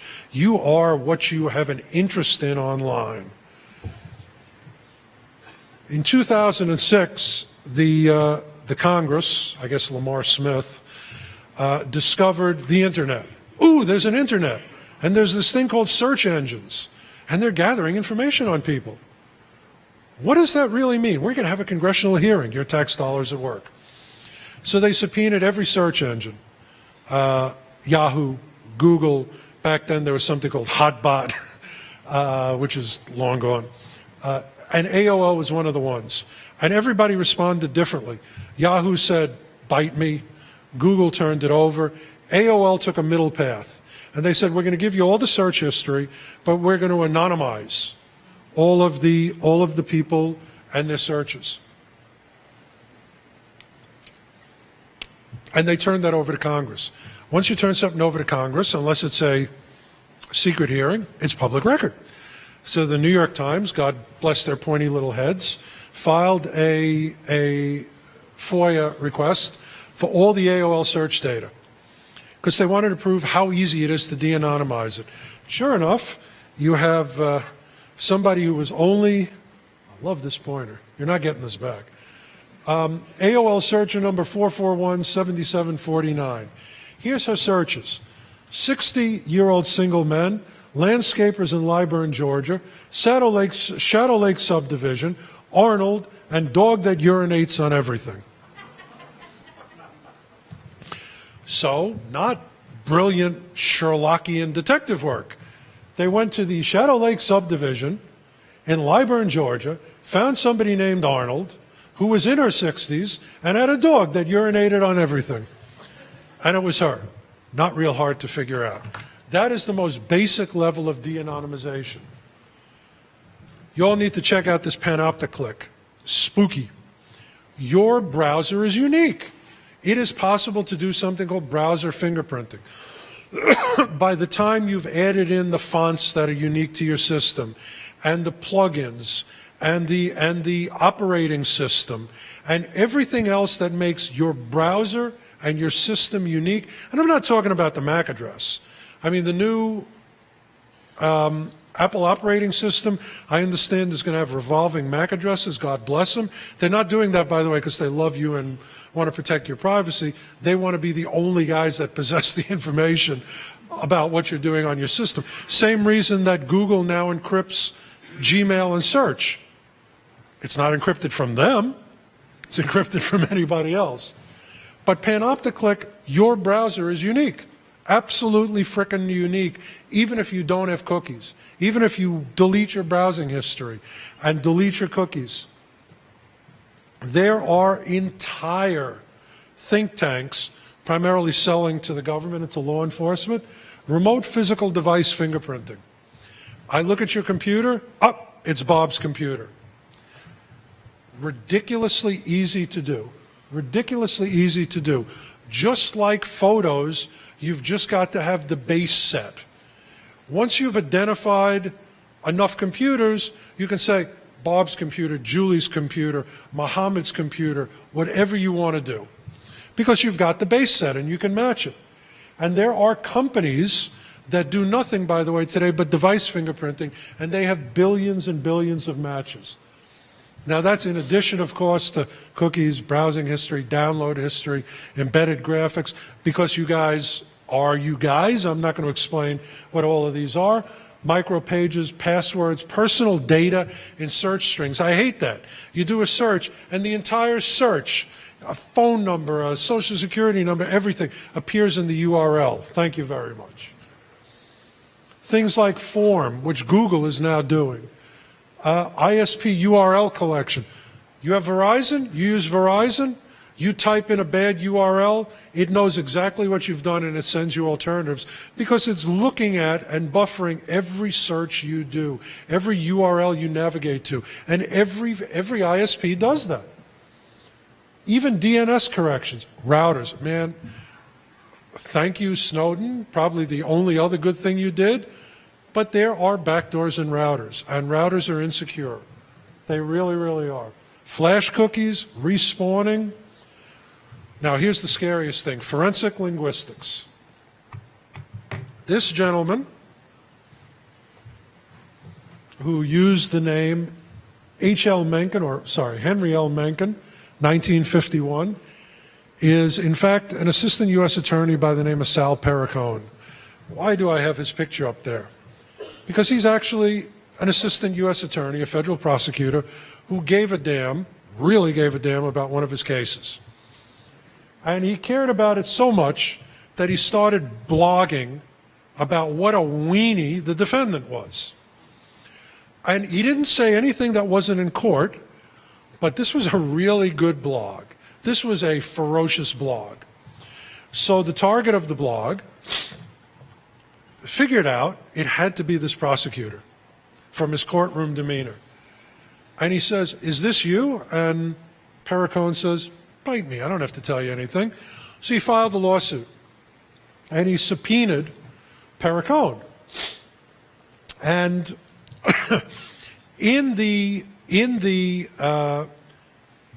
pleadings, he said, listen, Perricone uses words that nobody else uses, like dubity.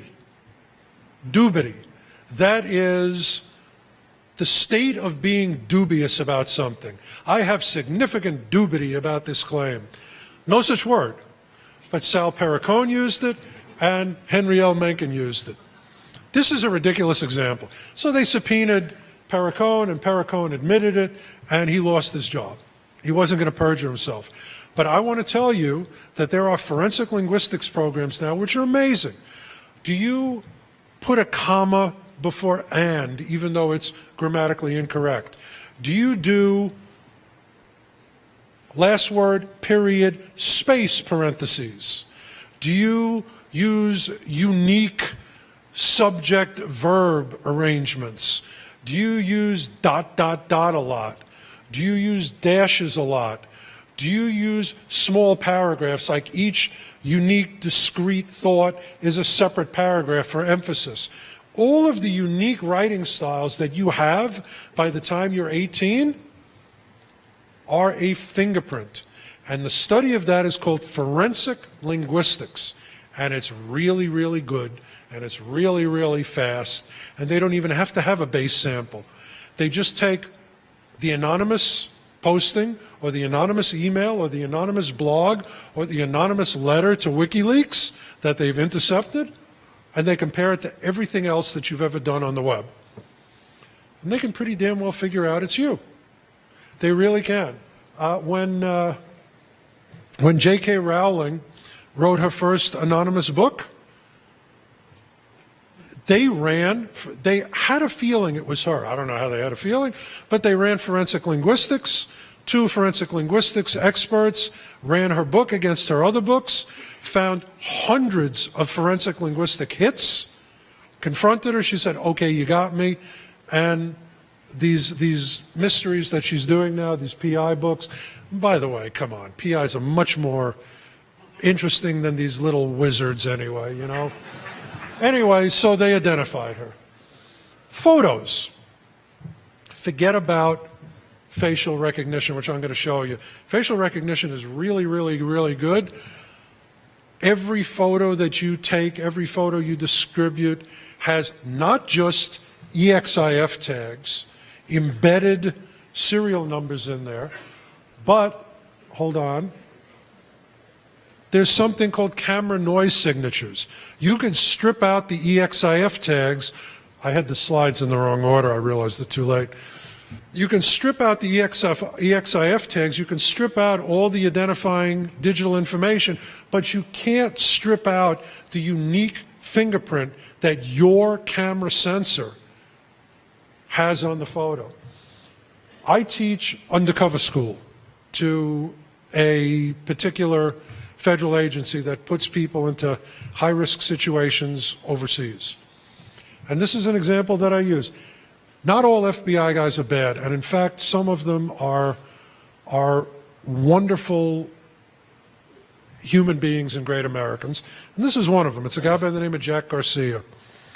Jack Garcia was also known as Jack Falcone. He infiltrated the Gambino family. He busted up the Gambino family. He is the only federal agent in history where the mafia so bought his undercover, and he was so good at it, he's such a damn charming guy, that they wanted to have him around, that they offered to make him a made man in the mafia. Unfortunately, he had to go out and shoot somebody. That was a requirement. So they rolled in and arrested 23 Gambino guys before that actually happened. And I pointed out that if he tried to do that today, this is the Daily News article. That photo, by the way, he's a gigantic guy. He looks like a mob guy. I ran it through Google image search. I'm sure you all have used Google image search and TinEye and whatever for the poor man's facial recognition. Well, let me tell you, I put him in, and it comes up right at the top, FBI agent. You cannot be anonymous anymore. You can't.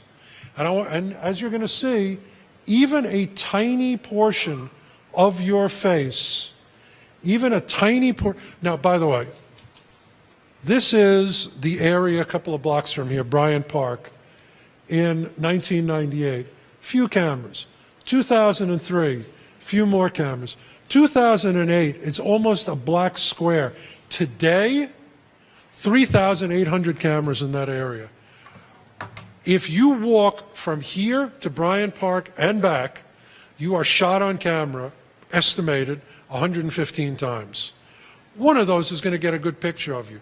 You know that thing that you see in the movies where you go and you have the briefcase and the person you're meeting with has another briefcase and you put him down on the park bench and you pick up that one, he picks up the other one and you go your own way and you've delivered the data? You're screwed.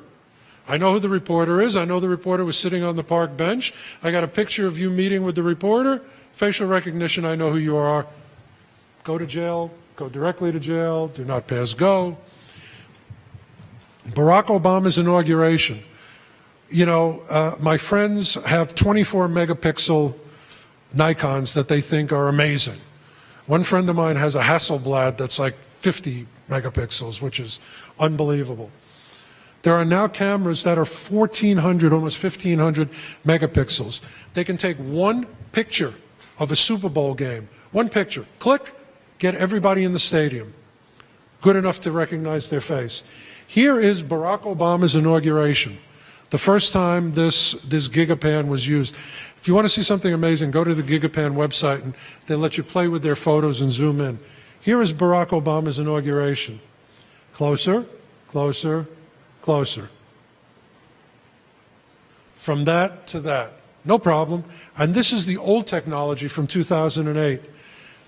The inauguration, by the way, the funniest thing, I took a picture of these two guys right here because they look like mob guys. They're congressmen. No, they really are. They, you know, they're wearing the hat and the sunglasses and they're looking very furtive. And a friend of mine in the Secret Service, when I was preparing this slide the first time, like 6 years ago, he looked at it, he says, "What are you collecting pictures of congressmen for? Should I be worried?" I said, "I didn't know they were congressmen. I thought they were mob guys." That's the picture, and this is what you can zoom into, and the technology is exponentially better now. So first of all, you don't see a camera? No problem. Camera sees you. Here's an example in London. 67 cameras introduced. 96, from 67 to 96, only 500 cameras. By 2008, 4.2 million cameras. In New York, we're horrified. We get hit 100 times by cameras going for a walk. London, 300 plus times. Drones. I want to tell you, as a private investigator, I use drones. If there's a big fence and a big sign, "Beware of dog," and there's a snarling dog, no problem. $300 Brookstone drone goes up 50 feet in the air, looks in, no car parked in the driveway. I'm going to wait for the guy to come home. Everybody uses drones now, but especially law enforcement. There is something now called militarization of police forces. All the stuff from Afghanistan that they got to get rid of because we're pulling out, they're going to police forces. You need a Bearcat, you need 20 M16s, you need some drones. Every police force is getting it. Helicopter drones, Miami police. By the way, they lost one of them. They have no idea where it is. Okay, Los Angeles Sheriff's Department. You take the thing, you throw it like that old wind-up toy when you're a kid, it stays aloft for 3 hours. This is a hybrid drone. This is a moth, an honest-to-God moth that they have put a brain controller and a camera in. The moth flaps into your room, takes a picture of you, flaps out. Not a joke. Not a joke. Called Cyborg Fly. Here's something called the Devil Ray. The big problem is keeping the damn thing aloft. No problem. The Devil Ray has two wires that come out the back. It hovers on a power line. It sucks up the juice, recharges, and off it goes. Yeah. Okay, drone in a box, drone in a briefcase. You open the briefcase, and off it goes. Butterfly on the wall. You see that?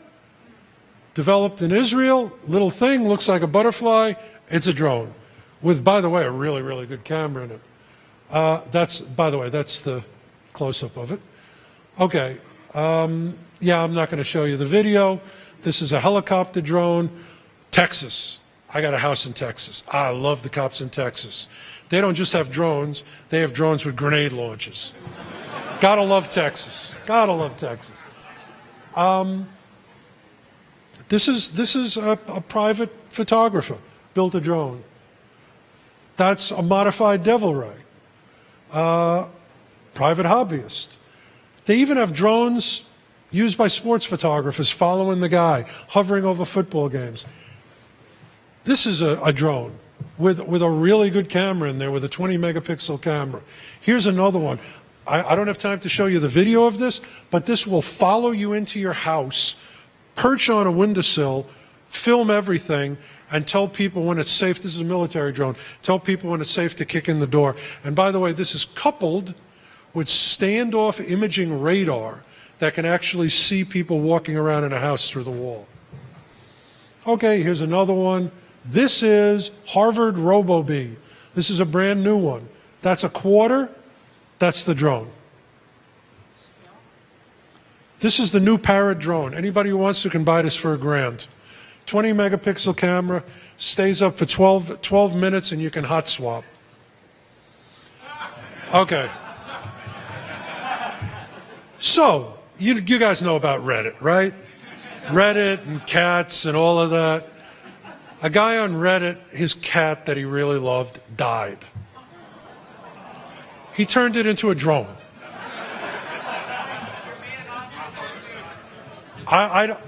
Okay, could it be Photoshop? I'm sure it could be Photoshop. But it was on Reddit, so it must be true. Anyway, cat drone. These are current drone operations in the United States. Current military drone operations. Actually, not current. It's like from 2 years ago. I'm sure the map is like one big drone now. Militarization of police forces. New York City has cameras everywhere. These are good Spico cameras. They transmit to the mothership. They go to one central location. They're matched with facial recognition. Helicopters, standoff 2 miles away, facial recognition and ALPR. Oh, all right, my mistake. This is the Google satellite thing. They have this thing called Skybox, which of course I call Skynet. From 500 miles up, sub 1 meter resolution. 500 miles up, if it drops down just a little bit, it can read your license plate. Google will have 50 of these. And what do they say? They say, well, it's to enhance Google Maps. Honest to God, that's what they said. This is the clean room where they're building the first satellite right now in Mountain View. If you guys think I'm making this up, hey, you're smart, smart, smart guys. Do independent research. Everything that's mated with the cameras. If you want to be a whistleblower and you want to get from point A to point B anonymously, you can't.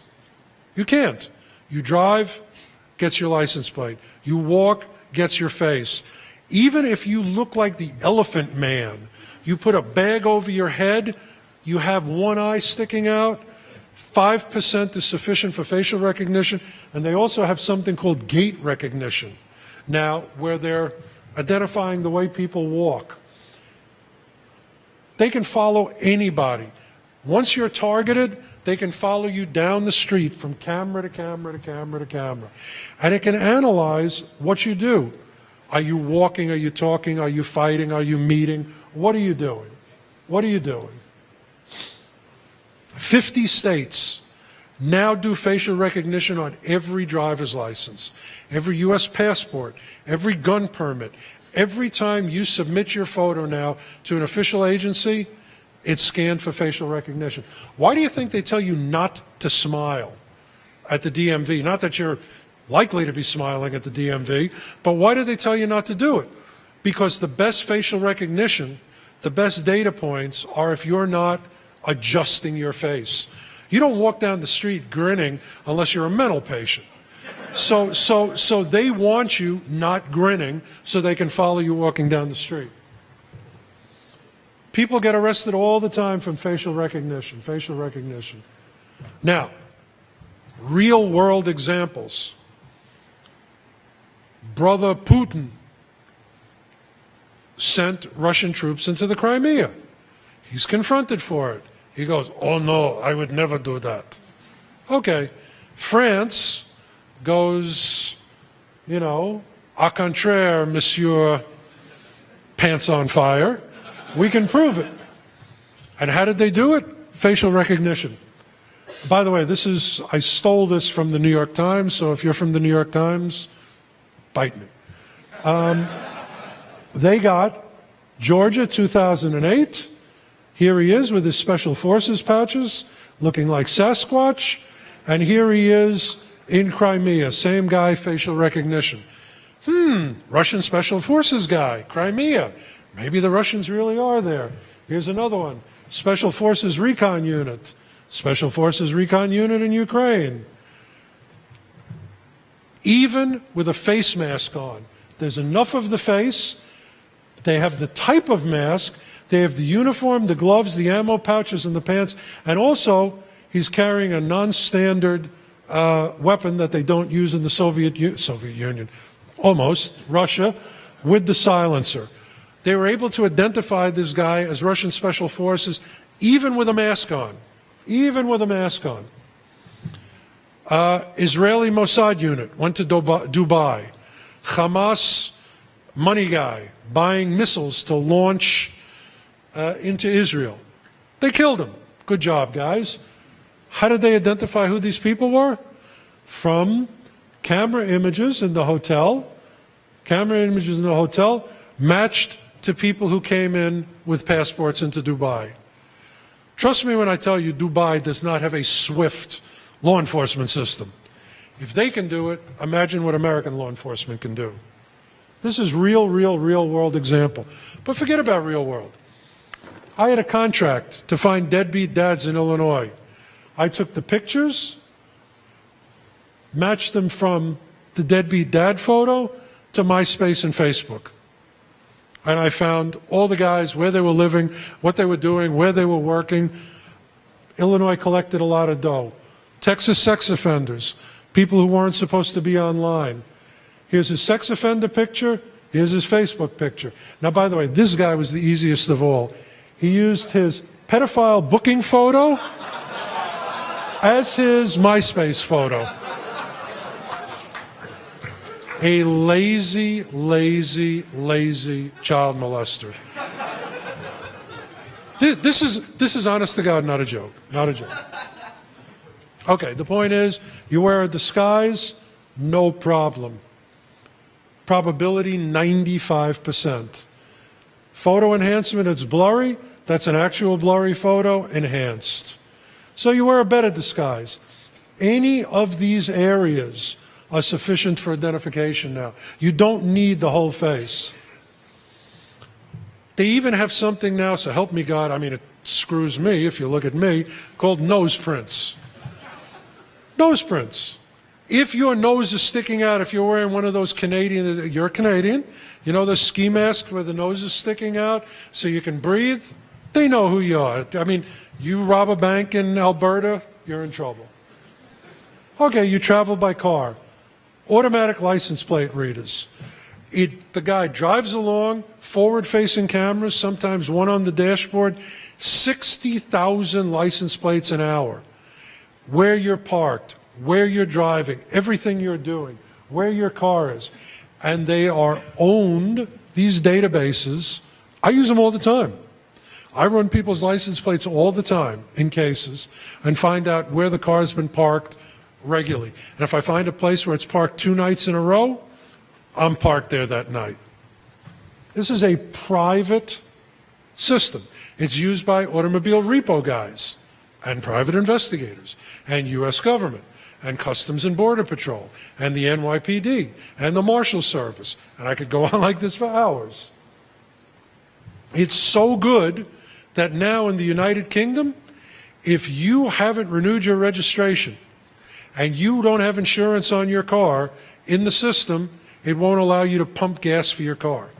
It turns gas off. It looks at your license plate. No car insurance, no gas. True. It's good enough that private industry can target you and micro-transmit to the radio in your car. Hey, you hungry, Bob? There's a McDonald's next exit. Not making this stuff up. Now, before there was Google Glasses, Mr. Glasshole over there, I predicted that this was going to happen, that people were going to have facial recognition with a little hard drive, and they were going to be able to walk into parties, and some woman, you have no idea who she is, walks up to you, "Hey, Fred, how are you?" And it automatically pops up like, "Julia, husband Bob, 3 kids. You saw her last week at the Christmas party. Hey, Julia, good to see you. It hasn't been that long." Okay, well, Google Glasses 2012. Now you have DARPA glasses. DARPA glasses are ALPR for walking down the street. They're looking for people. They just walk down the street with this. And it looks at everybody's face, finds matching characteristics, puts up an alert, a red line under the head. No, I'm serious. It really does. A red line under the head. You look and you go, "Nah, that's not the guy." You look, "Nah, that's the guy." DARPA's developing this. Here's the worst thing. Digital contact lenses. I am going to be able to walk down the street, this guy, interracial porno. No reason why I pointed at you. Okay. Interracial porno, right-wing Republican, was at Occupy Wall Street last week, federal agent, hacker. I'll know all of that. Digital contact lenses. Listen, I'm making jokes, but this is in the future. It really, really is. Law enforcement is already using portable DNA readers, portable facial recognition from license plate databases, portable fingerprint readers. All of these technologies are moving out into the field. Maximum. For the DARPA glasses in the U.S., maximum 2 years that people from tactical patrol forces that respond to riots and demonstrations will be wearing them, and not just checking out are there any wanted people in the crowd that give them a reason to go in and snatch somebody, but they will be photographing everybody in the crowd and indexing the person. They will know from cell phone signals. By the way, in 2012, I talked about how everybody's cell data was grabbed at the Occupy Wall Street demonstrations from tower dumps. Everybody went, not true. 3 months later, it was reported in the Times. I'm telling you that this is what's going to be done. Everybody who attends a demonstration is going to be identified. Everybody. No anonymous demonstration. I mean, I guess you could all wear the anonymous masks. They'll still get you from your cell phone signal and the car that you parked nearby and your Wi-Fi and your tweets and everything. NYPD in the past year, from facial recognition, arrests in 11 homicides, 124 robberies, 111 larcenies, and 89 assaults, just from facial recognition.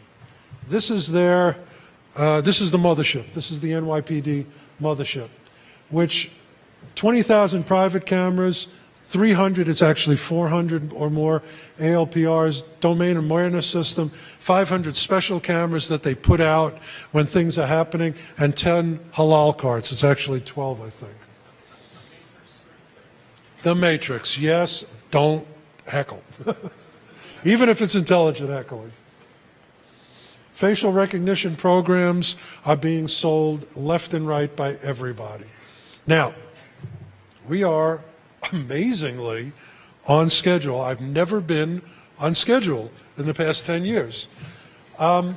New technologies, gait recognition. You can put a bag over your head, gait recognition, honest to God, real thing. Gait recognition. FBI is going to have the most remarkable biometrics database.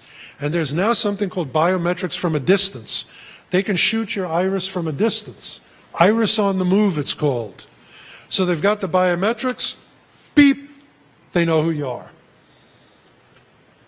Fingerprint analysis from a distance. Honest to God, it's a thing. I want to know if you're lying. I want to see if your pulse rate changes when I question you. There are cameras that see your pulse rate through the veins in your face and your head and tell me the probability if you're lying. I can look at you with glasses that change the wavelength on what I'm seeing, and it will give me the probability of whether you're lying or telling the truth. And if I match that, by the way, with voice stress analysis, the accuracy goes up.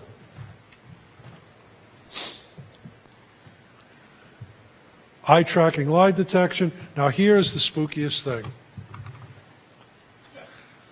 This was developed to catch pedophiles. You have a naked, abused kid in a pedophilia photo, and these photos are traded all over the place.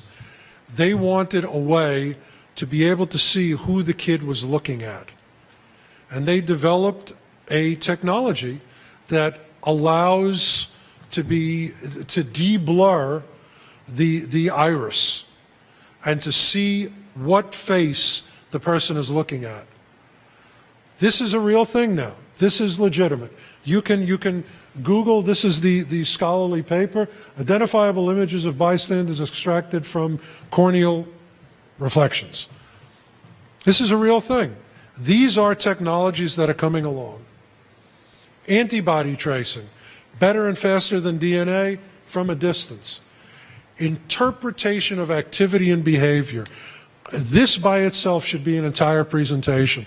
But here's examples. An Air Force civilian employee moves stock holdings from Boeing to Airbus. You check flights to Iran right before a bombing. You buy a book on fighting cancer. If you buy a book on fighting cancer, it's because you have cancer or somebody you care about has cancer. You rent a gay porno movie. You're probably gay. Not a big extrapolation. You put an address into MapQuest. My favorite is, during the course of a year, you're sitting next to the same woman on a plane 4 times, and she's not your wife.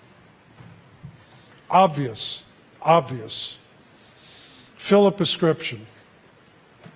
There are programs right now, Nora, Advise, other analytic programs that take all your data and connect links. There was a great thing that I saw some guy in Yale put together, a relationship thing that shows how if this stuff existed during the American Revolution, all of the leaders of the American Revolution would have been identified and arrested. And it was links to Paul Revere. It was brilliant. Really, really brilliant. Money, bioscans. I can right now, we have right now in our system, your physical location during the past 60 days extracted from online stuff. These are just 2 examples. Your possible associates, your financial relationships. This is stuff that I do right now in-house. This is stuff that I do. Personality profile, firearms ownership. This is an example, this is an old example of relationship. This is the Enron scandal, and they took all the emails and put up a relationship grid, and this is the person who had all the knowledge. And sure enough, the FBI figured that out and the SEC after about 5 years of investigation. This figured it out after 24 hours of analysis. These are things that are soon going to be a thing. MRI, investigative MRIs. I can put you into an MRI and determine very, very reliably if you're lying. Thermal imaging, automated face analysis. See through your clothes from a mile away. This is a real thing now, being developed for the military. For those of you that actually, read between the lines, let me tell you, HTML5 and Internet and IP numbers version 6 are going to make you eminently more identifiable. Every device that you have, they're going to be able to give a unique IP address to. Every device. No more pulling it from a pool, no more recycling numbers. It's going to be a whole new thing. Super cookies. And finally, and this is the last and most insidious thing, what General Petraeus called an Internet of Things. And an Internet of Things is a real thing. CIA, NSA, DEA, larger local police forces are all looking at data and profiling and activity extracted from devices in your car and in your home. I'm not going to go through all of this, but it is amazing, amazing. Smart homes, smart cars. Smart cars, by the way, are going to be running Android or iOS. Smart watches, these damn Android watches. You are strapping a tracking device to your wrist. If the NSA came to you and said, I want you to strap a tracking device to your wrist like you're a condor or one of these, a moose or a bear or something, there would be a revolution. But you do it for Google? Really? You do it for Sergey Brin? I don't get it. Health monitoring. This is the new thing with Apple.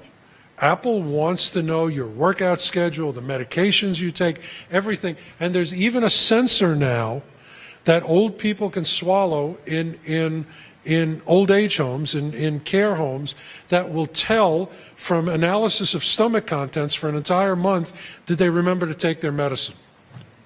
Also what they ate, and if they had a shot of bourbon when Nurse Ratched wasn't looking.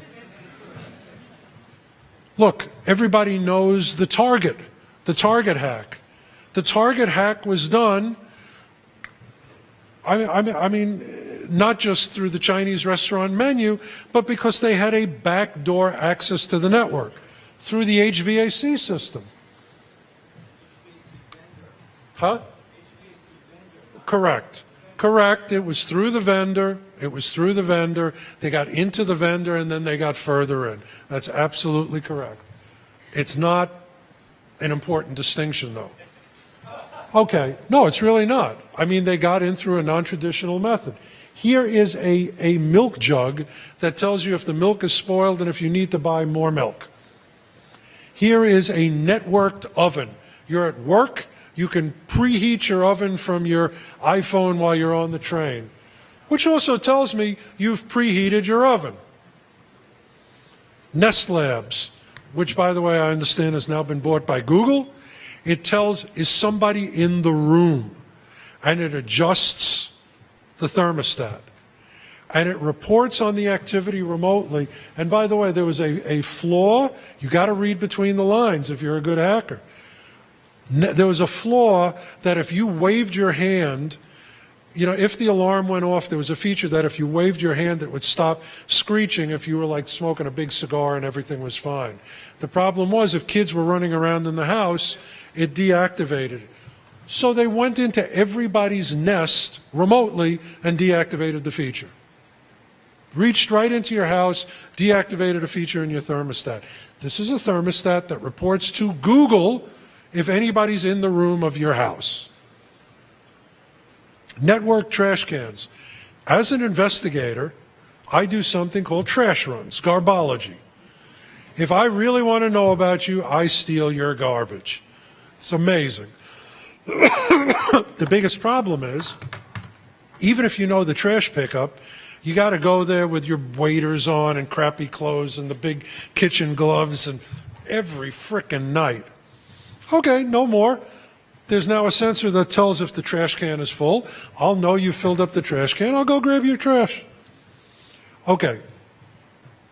Ridiculous. You have to be the worst mother in the world to use this, but this is a Huggies diaper that tweets you when the baby is wet. Everything is being networked. Everything. Your baby's ass is now on Bluetooth. Your baby's ass is now on Bluetooth. It's not a joke. This is a real thing. Some Australian hacker was off on vacation with his wife. He left his teenage daughter in the house. He says, listen, I'm trusting you. This is the first time I've ever left you alone. No parties. No, Dad, I'd never have a party while you're 3 Australian states away and can't come home. So he had a remote power monitor, and he goes in and he sees the huge spike in the room where the party would be taking place, and he calls his daughter and he says, "Listen, get those bums out of my house." And it worked. Your stuff is ratting you out. Okay, quick recap. Number one, whenever you put information out there, it's gone. It's gone. You no longer have control over it. You literally don't own it. And you've signed it away by agreeing to terms of service that are 97 pages long and you have no desire to read. Your flashlight app is giving up rights to your microphone and your camera and your location on your phone, as a ridiculous example. Most data available is information that you created and you self-contributed. If there's one thing that I want you to walk away from this talk believing, is that you need to stop oversharing. You need to stop tweeting. The only thing you should make an exception is Steve Rambam's new TV show. Everybody's got to watch it. Other than that, stop tweeting. Stop Facebooking. Stop giving your stuff up to Google. Use search engines like DuckDuckGo that saves nothing. Use anonymizers. Even if it means the NSA is going to follow you, use Tor. Be clever. Make browser fingerprinting hard. Remember, it is always about money. It's always about money. For every data point on you that the U.S. government has, and law enforcement has, and governmental entities have, I guarantee you that private industry has 50 to 100 data points. It is 50 to 1. And you should care about that, first of all, because they have this data, and second of all, because government, with its one little piece of data, now has access also to those 50 pieces of data, and either consensually or not consensually. Final word, final presentation slide. I don't want anybody to leave here thinking that the government does this because they're big brother, because they hate you, because they're evil, like Mr. Snowden says. They have a good reason. They have a good reason. About 90% of the time they go well beyond that good reason, but they have a good reason. And here's an example. Of the people who hijacked the planes on 9/11, 2001, and flew them into various things in America, and started this whole massive expansion, they all, except for two, could have been identified. Down, where's my little green pointer? These two guys up here, Al-Hazmi and Al-Midhar, were known to the U.S. government. They were on CIA watch lists. Now, mind you, the U.S. government dropped the ball and let them into the U.S. But the U.S. government knew who they were. They knew that they were al-Qaeda members. One of them was connected with an attack on a U.S. ship. Another was connected with a bombing in Africa. They knew that these people were not just terrorists, but bad terrorists. They were on CIA watch lists. And every single one of the other terrorists, except for two of them, were connected by data points to these two guys. If the U.S. government had done their job and had done intelligent data mining, 9/11 would have never happened. That's an honest-to-goodness fact. Not a fact, a high probability. Nothing is for sure. Muhammad Atta, connected by an address. 5 other terrorists shared telephone numbers. Another terrorist shared a frequent flyer number. Another terrorist shared an address. This is why the U.S. government is looking up your butt with a rubber glove. Not because they really want to invade your privacy or suppress you, not because of the most ridiculous thing that Mr. Snowden said today. A lot of what he said was accurate, but I will tell you there is no class warfare being facilitated by the U.S. government. Not because of class warfare, because law enforcement doesn't know what the hell to do. I'm telling you this as an investigator who works with dozens of federal agencies and law enforcement agencies. They're at their wits' end. They don't know what the hell to do, and they're trying everything, and they're really overstepping their bounds. I mean, a lot of what they're doing is outrageous, and they need to stop, and I believe that just as much as Mr. Snowden. But understand motivation. These guys have reasonably positive motivation. Not all of them. There's knuckleheads like the guys who arrested me because they have no damn sense of humor. But mostly federal agents are pretty damn good guys, and I know these guys, as opposed to Facebook and Google who do it because they want to sell you crap. That's all. So, two things I want to tell you. If you are an investigator, if you have an investigative function, if you are a law enforcement officer, there's an organization that runs seminars, very, very, very interesting, unique seminars. I teach at a lot of law enforcement academies, so do my colleagues. I am the education chairman of this. Yuri Vyman, where the hell are you, Yuri? Are you here somewhere? Stand up. That's the president of FOI. The membership chairman is also here. I am shilling for them because if you are interested in these types of topics, high-tech topics, advanced law enforcement topics, and you have any kind of investigative function, go talk to this guy and you would be amazed the classes we run for free. Second thing, this is shameless self-promotion. I've never done this before, but this is one of the cooler things that's ever happened to me. I've got a TV show. Please watch it. If you don't think it sucks, tell other people to watch it. If you do think it sucks, keep it to yourself.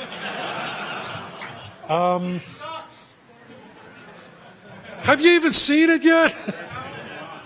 Huh? You know what? I suck at this self-promotion thing. Thank you. Okay, you're forgiven for the camera thing.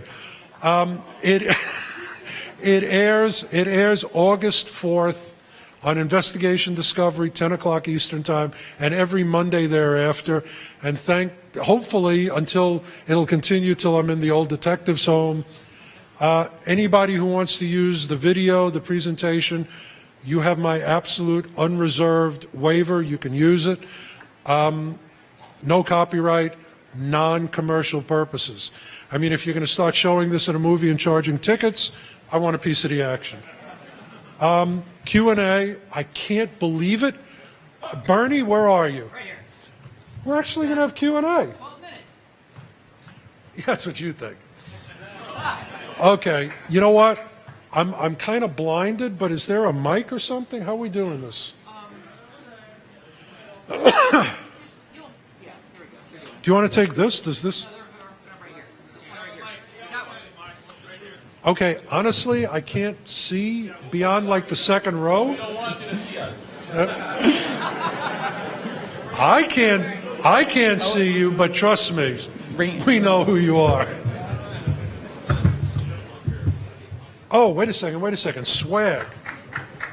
Do you have my knapsack? Can I have my knapsack? I've got swag for you guys. That's good. Okay. That's good. Leave it. Oh, yeah, good. I can see you there. Right. The Skybox Oh, God, video. he has notes. So- I'm screwed now. Go ahead. So Skybox, that's No, where's Google my owned. notes? They actually do satellite video, No? and Oh, come on. Oh, I'm sorry. I'm a bad detective. It's right here.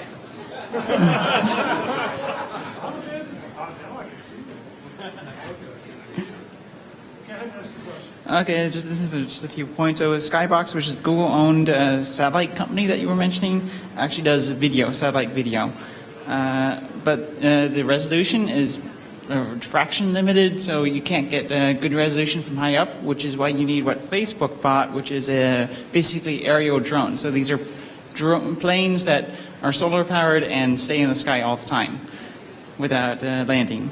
And there's also I'm sorry. What are you asking? There's just some notes since your presentations. Okay. No. Hey, brother, don't walk away. Listen, I didn't want. Now I feel bad. All right, Where's the guy? Is he identifiable? Come on back. He's walking out of the room. Listen, I swear to you, I love you all. I'm not trying to chase you out of here. I feel terrible now. So, next question. Okay, what's the success of jamming the databases with crap data? You know, I'm going to go buy a book on cancer right now just to protect myself. It's called anonymity through obscurity. It's a theory. It sucks. Let me tell you why. If you are I'll just be ridiculous. If you are a 25-year-old Chinese stockbroker that lives in Manhattan and uses an iPhone and drives a Volkswagen, if suddenly a different 25-year-old Chinese stockbroker that lives in Manhattan and drives a Volkswagen and has an iPhone appears, I'm going to know it's you. And if you're talking about submitting crap data to the databases, crap data has to have substantiating stuff. Did you really buy the book? Is there really a credit card charge? Is Dolores really your girlfriend's name? If it is, have you friended her on Facebook? You would have to go to so much work to create all of... Wow, that's real anonymity. No, honest to God, there's a... Okay, can we undo that? Okay, mysterious voice, let me finish. I understand the theory, and it works if you're a government where you can generate all kinds of chatter and all kinds of chaff. But for a normal person, do you really want to spend enough time? Do you want to spend an equivalent amount of time creating a separate persona with all the substantiating stuff? No, I don't. That's your answer. Enjoy your T-shirt. Thank you. So you talk about all of these systems that you have access to where you can look up any of us and pull up all of this information. If we are interested in seeing what other people have access to, how do we get access to that information? That's a fair question. And I have kind of a slippery answer for you. All right. But at least I'm telling you up front it's a slippery answer. On one hand, I absolutely... Oh, and let me put my contact info up there. On one hand, I absolutely positively agree that everybody should have the same access to the same data. I believe in freedom of information. I ferociously believe in public records. You should have a right to know if your nanny is a child molester or your bus driver is a drunk or whatever, and who's living next to you. On the other hand, unlike one of our previous speakers today, I also believe in classification of information and real need for information. I don't want the general public to have access to my Social Security number. I don't want some stalker to be able to find his girlfriend who's been trying very hard to be away from him. There's no good answer, and there's no answer that's going to satisfy everybody. If you're asking, do I think that you should have access to the same databases as me? Frankly, no, I don't. I really, really don't. All right. What portion of this information can I see? Like, how do I know how much information portion other people, of this information? Is that mic dead? It is dead, isn't it? Oh, well. Okay, the volume apparently was down. Okay. So you're saying I don't get access to any of this information? I didn't say any. I didn't say any. I think you should have access to a lot of it. How do I get as much as I can? First of all, learn Google Foo.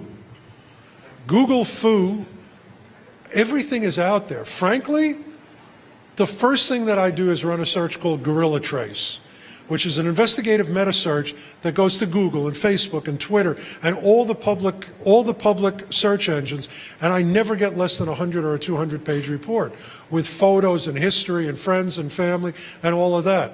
The only difference between what I do and what you do, it's going to take you about a half hour longer. That's the first thing. The second thing, learn about public records, understand public records. You can go online and get a deed, a vehicle registration, a voter registration in most places in America. You can get 85, 90% of what I get. Just learn how to do it. Okay.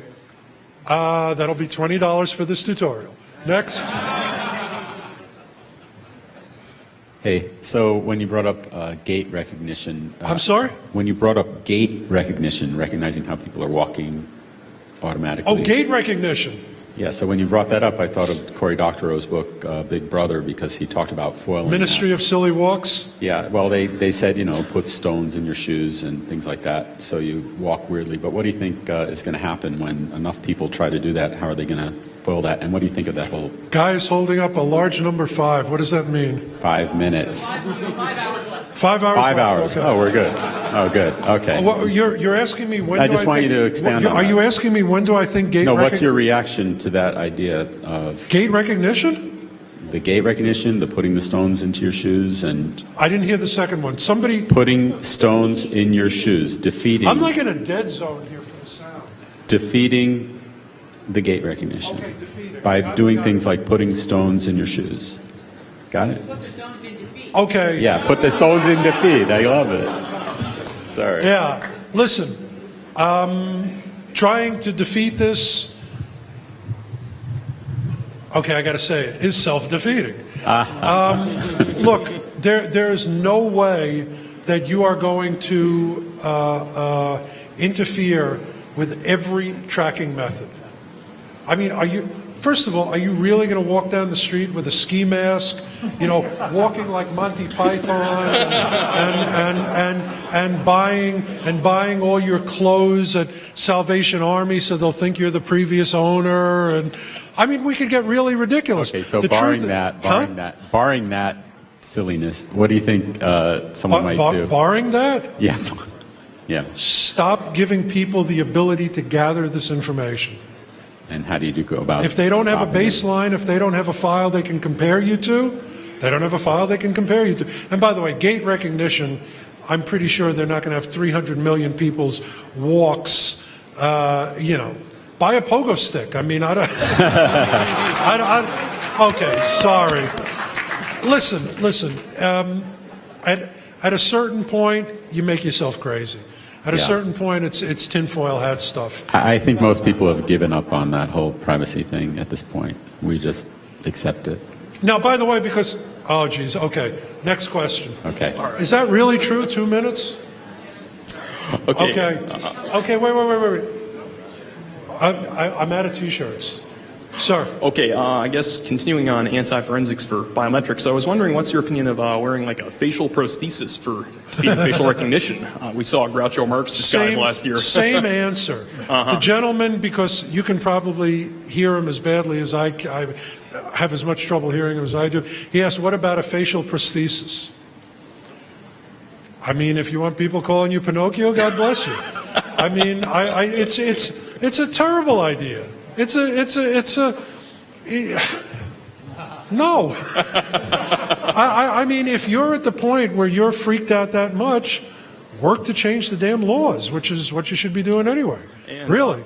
The other thing with automated license plate recognition specifically, I found out there are license plate covers sold online that can change from transparent to opaque depending on if you're passing a current through them or not. They're called electrochromic license plate covers, and they're actually still legal in some And states. your question is? I'm just putting that out there. That's Okay, technology consider for it getting put that. out. Next. Listen, I want to tell, can I take like 5 more people, okay? Yeah. Okay. They make them short questions. Yeah, the next 5 people, if you don't, give me a Shakespearean soliloquy, we'll get in 5 more people. Ma'am? Brennan recently said that he was concerned that future CIA agents and other law enforcement agents would have a difficult time hiding their identity Oh, God, in a networked yes. world. What is the national security state and law enforcement doing now technologically or in their thinking to prevent this, and how can it be exploited? Absolutely brilliant question. Absolutely brilliant question. She's pointing out that it's a double-edged sword, and CIA people and intelligence agents and undercover agents who are out there assuming personas and risking their lives, what do they do about this? Because it's life or death for them. Let me say, I teach at an undercover school for a particular federal agency that puts a lot of these agents out there, and not bad guys, really, really good guys. I mean, ninjas for America. And I'm not going to tell you all of the things that I tell them for really obvious reasons, but I will tell you it's a nightmare now. You present motorcycle gangs now have applications, membership applications, where you have to put down the last 20 years of your life, where you went to grade school, your parents' names, your social security number, everything, and they hire dishonorable private investigators to check it out. And they go and they look at the high school yearbook photo of the guy who's supposed to be Bob Jones from Athabasca or whatever. It's a nightmare. It's really, really tough. It's a double-edged sword. Brilliant question. Brilliant question. Sir? Hey, welcome back to Hope. Great talk as always. Man, you have like a soul singer voice. I'm a singer. Earthdriver.org. That's my website. Okay.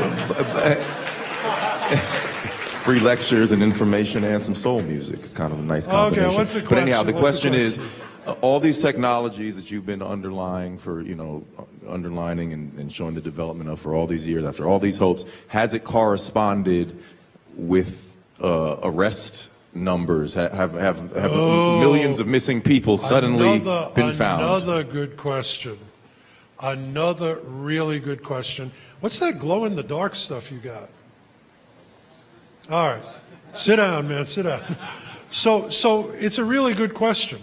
All of this stuff is being done great question, is being done to catalog us and pigeonhole us, and is it actually translating into an equivalent, a commensurate reduction in crime rates and catching of terrorists and finding missing persons? No, not at all. Not at all. You still got to go old school.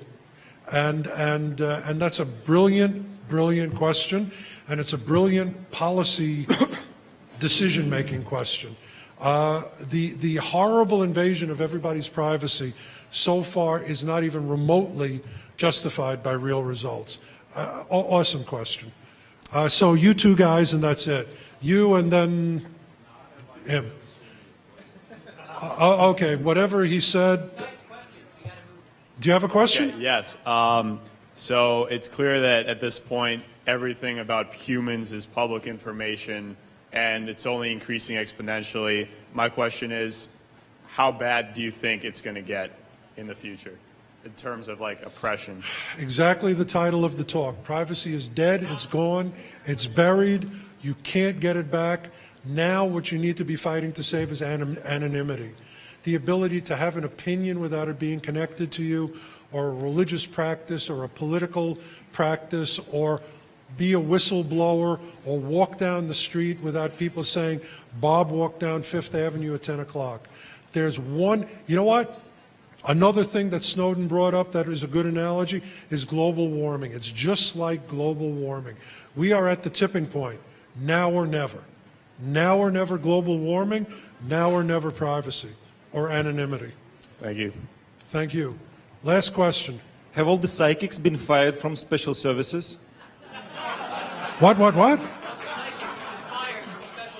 Have all the psychics been fired from special services? Wait, let me ask them. Not yet. You know what? Perfect last question. God bless you all.